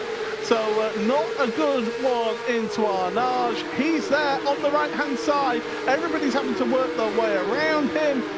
Further down, Parker White, 15th. He's lost 2 places at the start of this race. Michael Janney's also got a slow down penalty in all of this one as well. They're having to separate them. It's almost like Schumacher and Hakkinen at Spa going around the slower car. Well, they managed to work it all out there. Yeah, they've got to be careful, because we are seeing a bit of a checkup now and a breakaway starting to build. The further up the field you go, the less dramas there are. More drivers willing to run single file. Alessandro Bico, on the back of Alejandro Sanchez. Say that one 5 times fast, but into the chicane. Surely no way forward for the Williams eSports driver. Despite the confidence that Bico clearly has, that move that he made on Caruso, indicative of the speed that we saw from Bico in 2023. Speed we've yet to see to kick off 2024. End of lap number 1, still Webster that leads. He's got a bit of an advantage, but Paul, it's not as big as what we saw from Job at the end of the opening lap of the sprint race. Cooper Webster got a 2nd place last year at Manicourt. He was so close to getting a win. Could this be his opportunity? Well, the first thing he needs to do is beat his fellow Antipodean in Jordan Caruso and try and pull away and break that slipstream. Now, that's easier said than done here at Le Mans, the Circuit de la Sarthe. And, well, Caruso, he's just got to be patient in all of this, hasn't he? He's got that opportunity. He's close enough to be feeling that slipstream, but he can't afford for Webster to pull too much further ahead. Yeah, I'm trying to figure out, it's of course a big weekend down under in motorsport. The 12 Hours of Bathurst underway. Don't forget next weekend, the iRacing 12 Hours of Bathurst as well. But Cooper Webster, we've seen him traditionally sometimes racing in S5000 events in Australian regional scene. Not sure if he's there doing the same. I think he might actually be over in the UK, so getting ready for another crack at European Formula racing this year. But, you know, when you're juggling all these split responsibilities for Webster, we haven't, I think, Paul, if I'm being honest, seen the best of him. I think Cooper Webster could legitimately be up there as a championship contender, but oh well, he's got to go and race some real cars too. Oh, such a hard life. It's so hard, isn't it? Oh, look at this, side by side, the VRS Commander car and one of the Team Redline cars. That's Josh Thompson, and that's also Gustavo Ariel getting themselves ahead of Bryn. So the younger of the Collins losing those positions, and that means that Thompson and Ariel move ahead for now. The problem for Josh Thompson now is he's got a couple of seconds up the road to Luke McEwen, so he's not got this draft, and he's having to form that start of that second pack. I think the only thing he can really hope for is that he's got the speed to bridge the gap, but we saw chaos on the opening lap, moves being made. Matti Siepola joins us now. Matti, 2 races with chaos on the opening lap further down through the pack. Talk us through it from your perspective. Well, it was chaos like you can expect down there, wide track like Le Mans. There is going to be people 2, even 3 wide. This feature race I was just trying to follow the guys on the inside line because that's where you usually can survive, but I just couldn't escape that one where I got hit in the rear, and yeah, I just couldn't even move after that. Something was broken in the rear of the car. Well, Hockenheim wasn't a bad result. Double top 10, so decent points on the board. He's at 15th in the championship coming into this round. How are you feeling about how the season's got underway? Of course, Sontec Racing, you're the only representative for them when some other teams are plenty of drivers, of course. Yeah, 2 out of the 3 races, there's been some tire conditioning in the qualifying I haven't known about, so it's quite hard to qualify higher if you don't do that. And yeah, I guess it's quite easy to know which race there wasn't any of that. Yeah, even this time I felt like I did pretty decent lap. Final sector I probably dropped like 2 tenths, but other than that I thought this was quite surely top 10, but I was nowhere near, so. Well, never great to have a chat with you during a broadcast, Matti. Sorry for how the race went. We'll see you in a couple of weeks' time for Watkins Glen. We'll leave you be, though, because, Paul, that was insanity through the Porsche curve. And Gustavo Ariel and Sam Koiter forward to 11th and 12th positions. Yeah, this fighting. There's been further down, this contact. Oh, my goodness, around goes Collins. That was, oh, careful if you rejoin now. That's not clever at all. I tell you what, he'll be fuming though with how he got turned around in all of that, because it was the Stormforce racing car. The question is, did it have enough of an overlap there and he turned in? We don't know, but I can tell you Michael Jarney's actually got a black flag in all of this race as well. So drama in this race, and Bryn does have a mechanical meatball warning flag to his name. Now, I'm not sure if Michael's got that black flag because he's ignored a slowdown maybe, and, you know, he tried to be a little bit too cute and serving it and bleeding the time off, or maybe an incident point penalty as well. But, you know, let's not hang about. Let's go down. Let's chat with some of the drivers that get involved in these incidents. Bryn Collins joins us now. Bryn, you're clearly not happy. I mean, just tell me what happened. Just a red line sandwich. It's just Gustavo doing classic Gustavo things, you know, just braking, blocking me. Just what can I do? There's 3 against 1, nothing I can do. And now I just get taken out by Luca Kita, like, job well done. I mean, you can tell the frustration's clear. Double top 10s last round. How are you feeling about how the season started? It hasn't started the way I've wanted it, to be honest. You know, I've been a little bit behind on everything. It's been going okay, but I think we need to get some better results. But it's just these red line guys, man, nothing you can do. It's just dirty drivers. Well, a couple of weeks off, it sounds as though the VRS Coanda team, Paul, are going to go away, try and regroup and try and regather their composure, I guess, a little bit, and head off towards Watkins Glen. Yeah, absolutely. Look forward to the next one and try and get the results. But, wow, clearly emotions are running high. I mean, to be fair, we've literally just grabbed him after he's had a massive accident. So Parker White's got himself a slowdown penalty, I can tell you, through all of this. Here's what happened to bring Collins into that final chicane. Luca Keita's, he's loitering and he's just leading into the braking zone there. Yeah, I think, you know, Bryn's probably quite justified in the frustration. What did Fernando Alonso say all the time? You have to leave the room. And while the rejoin was not great, let's be honest, Bryn had to just wait for 2 more cars.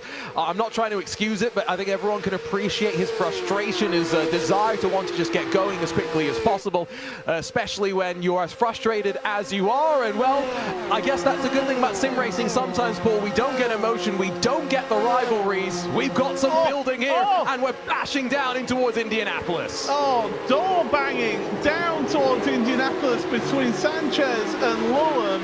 Here comes Biko in all of this as well. He wants a piece of the action. Speaking of the action, Pinto's loitering with intent in all of this. And Sebastian Job is just there calmly, back of the queue, thinking, do you know what? I think this is getting a bit too feisty for my liking. I'll just pick up the points, thank you. I think that's also Chris Lullen thinking he's faster than Sanchez, and he sees Webster and Caruso starting to run away. I mean, we are seeing separation now building through the field, not just a handful of separations, but a couple of different packs starting to build. Battle for 14th, look at the train that's building into the Porsche curves. Behind Sanchez, Lullen, Pinto, and then Biko before you get to Job.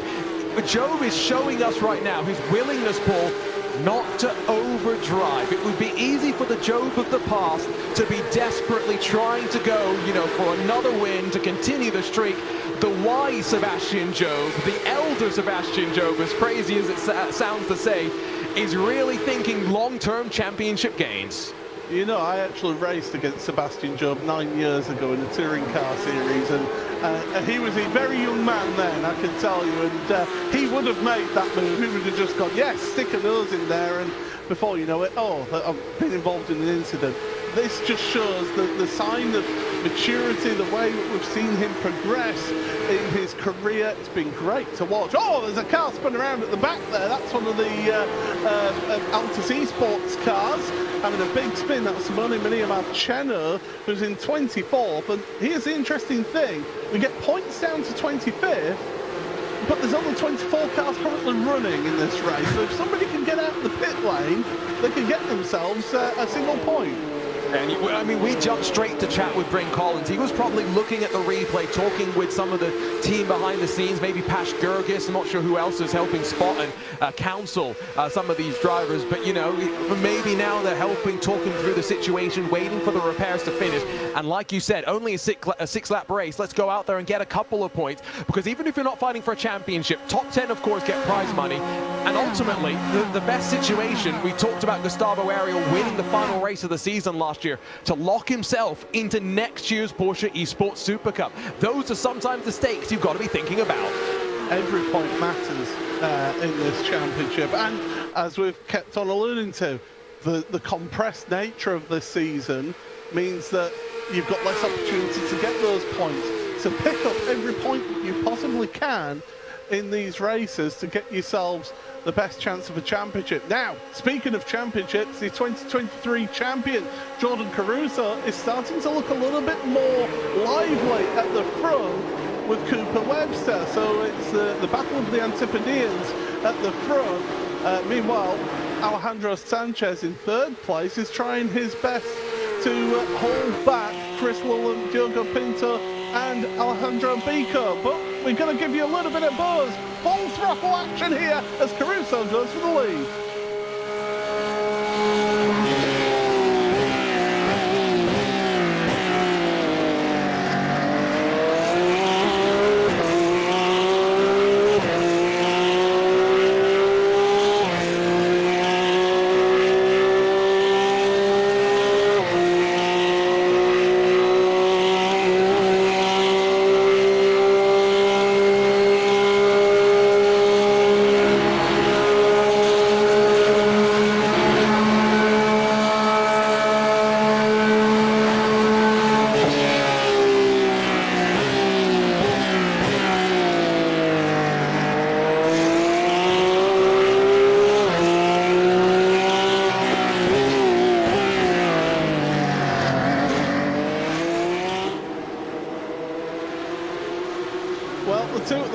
Is now the 5 at the front as we were on board there with Cooper Webster on for the Buzz full throttle. Meanwhile, looking a little bit further back, Johan Half Julian Sun and Oscar Pye, who's been having to work his way through. Remember, Oscar started on the back row of the grid in the sprint race, now finds himself in 15th place ahead of Parker White, who has lost 3 places in this race. It shows, and again, we've been talking about it all evening, even in the All-Stars. Slow down penalties, they cost you big. Yeah, I got a message from Daniel Gray, by the way, after the All-Stars race, where he specifically asked that we turn slowdowns off just for him for the rest of the All-Star season. So, such is the frustration. I mean, we're heading to some tracks after this, of course, where, you know, I'm not necessarily sure how badly track limits are going to come into play at Watkins Glen. The arbiter of track limits, Paul Smith's going to have plenty to say about the lines that we run at the classic configuration there. I mean, the Red Bull Ring, it's hard to really run too wide at some corners. Of course, at the final sector, there is a couple of drama points. Imola, Monza, 2 other places where track limits shouldn't be too much of a consideration. So this is that one race where you have to be as pixel perfect as you can be. That's why all the practice needs to be done.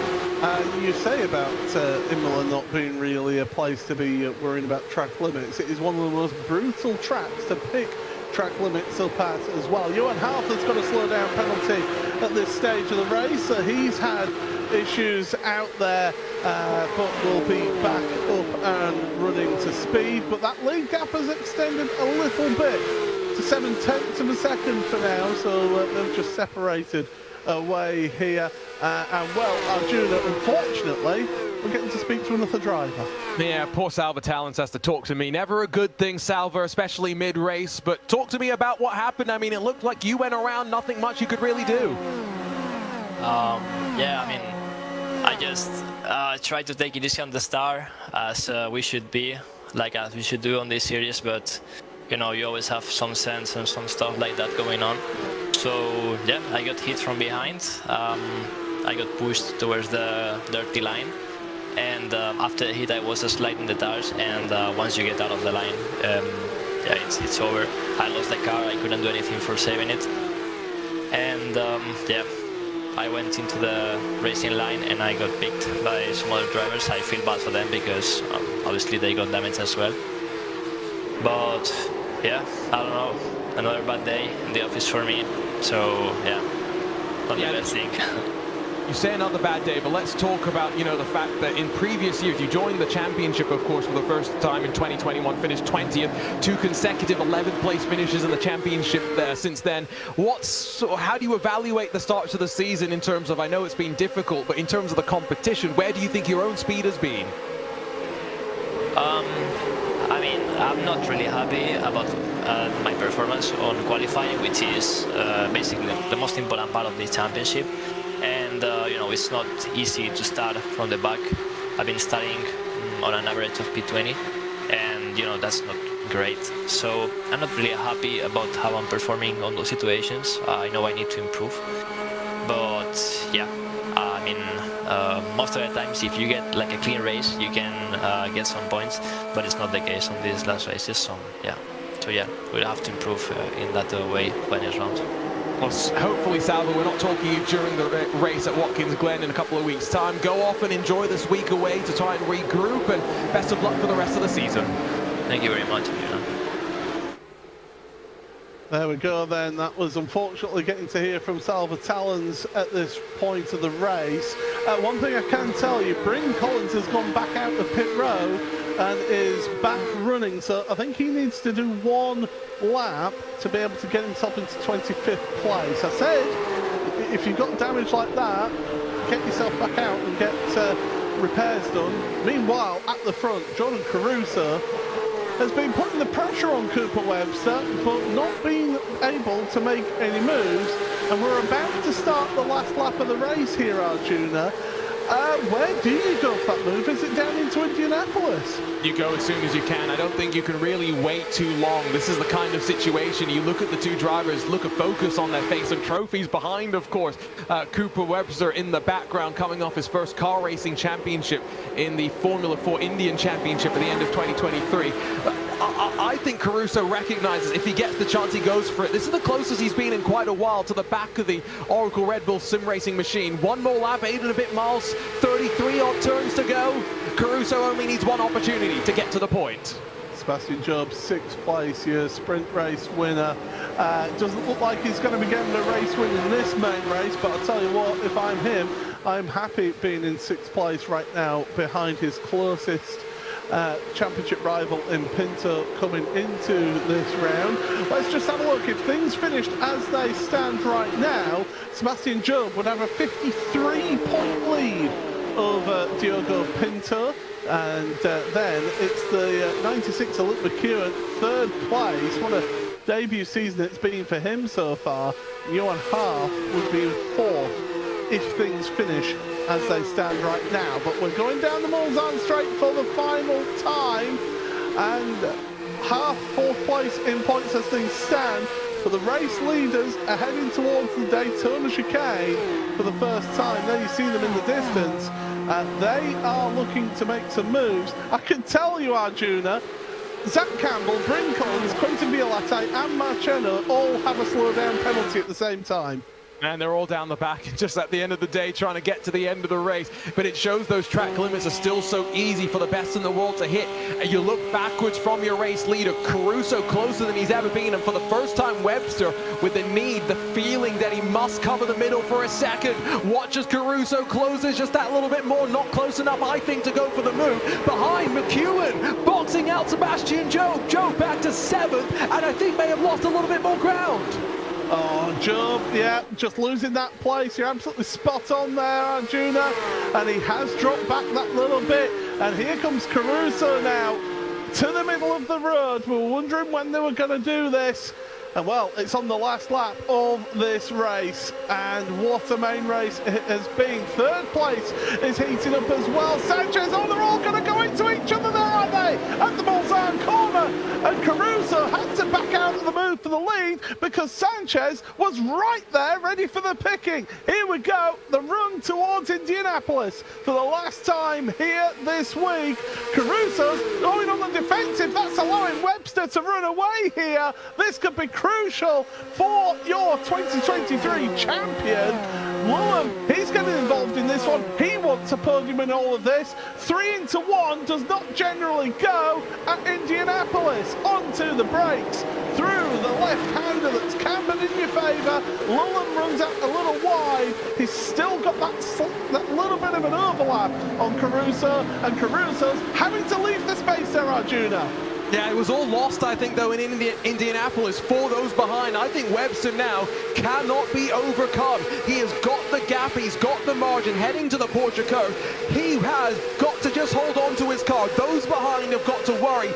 And now Sanchez has left Caruso in a very compromised place. Oh. Pinto getting a push into the corner, sending Lulham up to 3rd spot. Yeah, Lulham 3rd then for the Verstappen.com racing team. But out front, Oracle Red Bull Sim Racing, their driver leading the championship, Sebastian Job, won the sprint race. Cooper Webster, well, what a day it would be for him. He's just got to get through the final chicane, and he's just got those last 4 corners to get the job done. Sanchez is not close enough to make the move, not even a dive bomb into the final chicane. Through the left, through the right, and Cooper Webster is a race winner in the Porsche Heuer eSports Supercup. And tremendous. And look at what it means, Paul. This is someone that's experienced success in the real world, but the charge of adrenaline that's just dumped through his body, winning in the Porsche eSports Supercup, it means something. There was an accident in the background of the shot whilst we were looking at Cooper Webster there, but wow, a little tip of the flat cap to Cooper Webster there. Great drive.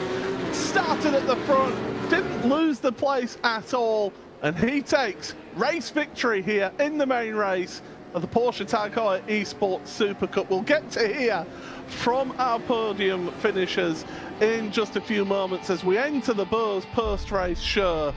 And let's take you through your results here. Provisional race results then for week number 3 of the Porsche Tag Heuer eSports Supercup. Cooper Webster from Australia, his first win in this championship. He wins it by half a second over Alejandro Sanchez. Chris Lullum in third, ahead of 2023 champion Jordan Caruso in fourth. Pinto then fifth, ahead of McEwen in sixth, ahead of your championship leader Sebastian Job in seventh place. Alessandro Bico and Josh Thompson with his best result this season in ninth, ahead of Gustavo Ariel, rounding out the top 10. Johan Harp ahead of Sam Keita with Julian Sun and Marina Sarica, Oscar Pai, Oscar Rene, Luca Kita, Parker White, Matthias Stuckbeck and Kevin Nielsen rounding out the top 20, with Dino Lombardi, Zach Campbell, Quentin Violate, Simone Mania Marcheno, Bryn Collins does get into that top 25 for a single point. Then back, Gianni, Maciejewski, Sipala and Talons all out of the race. But well, what a dramatic race, what a sensational race it was. And we get to hear from our race winner with Arjuna Kankapati. I mean, Cooper,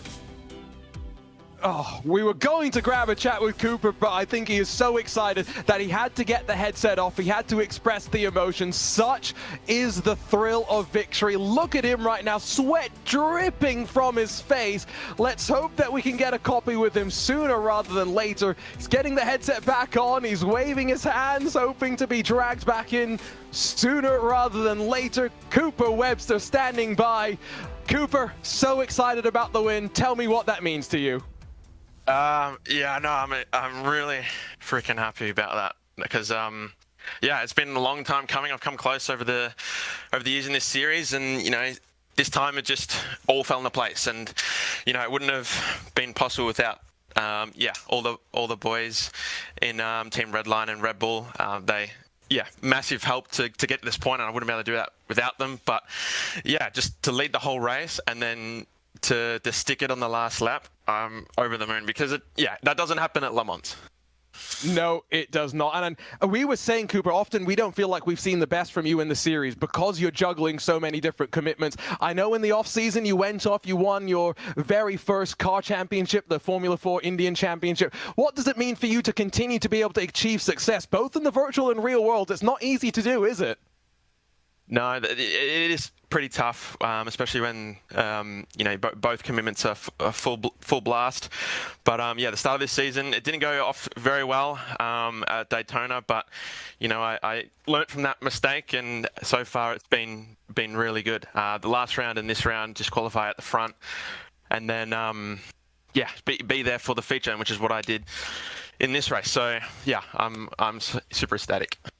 Go take the headset off, go celebrate this, Cooper. We'll see you in a couple of weeks' time at Watkins Glen, and we'll go from a jubilant Cooper Webster, I mean, great to see the smile, to Alejandro Sanchez. Rejoins us in the broadcast booth. Alejandro, we talked to you just before the main race. How are you feeling now after those 6 laps? I think we made the most that we could out of this race. Having to adapt to this, the car felt so weird, felt really understeer. I think Jordan was also struggling with it. But yeah, I think we just made the best out of it. We raced the way we had to race. No incidents, so that's a new one. Been a couple of races without incidents. Well, been a couple of races since I had a race without incidents. That's what I mean. So yeah, quite happy. I was in the right place at the right time at the end of the race. I think I managed to get Lulam to push me, and yeah, very happy. And yeah, we'll see how Watkins goes, of course. Yeah, and let's talk about that. You got a couple of weeks off. We've had 3 races in a row. How important is it for you guys to be able to take a step back, to focus in now on maybe dialing in the car a little bit more going into that mid-season tournament? We need to work hard. Essentially, we are lacking a bit. Well, we only lack today, really. Like the other 2 qualis, I was 300ths of pole, but on this one, we were almost a second off. So we need to take a look at that, figure out the best way to warm up the tire for Q, and yeah, just overall try to be around have all the team around the same zone, so up ahead, so we can work together and hopefully manage very good team result. And yeah, but yeah, I wanted to say also thank you to Apex Racing Team and Star Force Gaming for providing us with such a car today. Unfortunately, we missed that, but we are good drivers and we adapted in time. So yeah, and we got lucky. It was Le Mans as well, where pace doesn't really matter too much.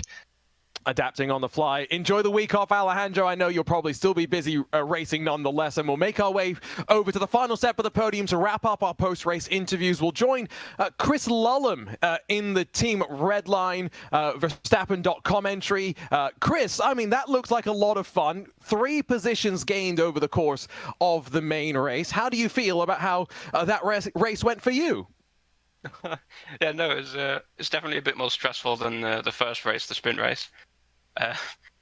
Yeah, no, Alejandro did a good job defending. There was really no way for me to get by until things started to kick off with Jordan at the end. And then Diogo just managed to push me through into P3, so grabbed the last spot on the podium there. But yeah, no, there was really close racing as per usual at the Mans, so it's enjoyable. You had a pretty good run in the first 2 rounds of the championship at Daytona, of course, 4th and 3rd. Hockenheim maybe not so kind to you. Does it feel good to be able to get back in these good results, especially now with a couple of weeks off, something I've kind of been talking about with some of the other drivers? Yeah, no, that's true, absolutely. The series is very mental. You know, if we have one-shot qualies, the nerves are high, the stress is high. Having momentum in the championship is really important, I feel. You never want to be in a position where you desperately need a result, because that's when mistakes can slip in. But yeah, exactly. Well, Johnny Vecchio wants me to call you Silly Lolly. I promise that I will, but that was very, very smart and composed, and a really good answer on the mental side of the Porsche eSports Super Cup. Chris, thanks for joining us as ever, and we'll see you in a couple of weeks' time for that mid-season tournament. Yeah, thanks everyone, and you, Jenny. Thank you.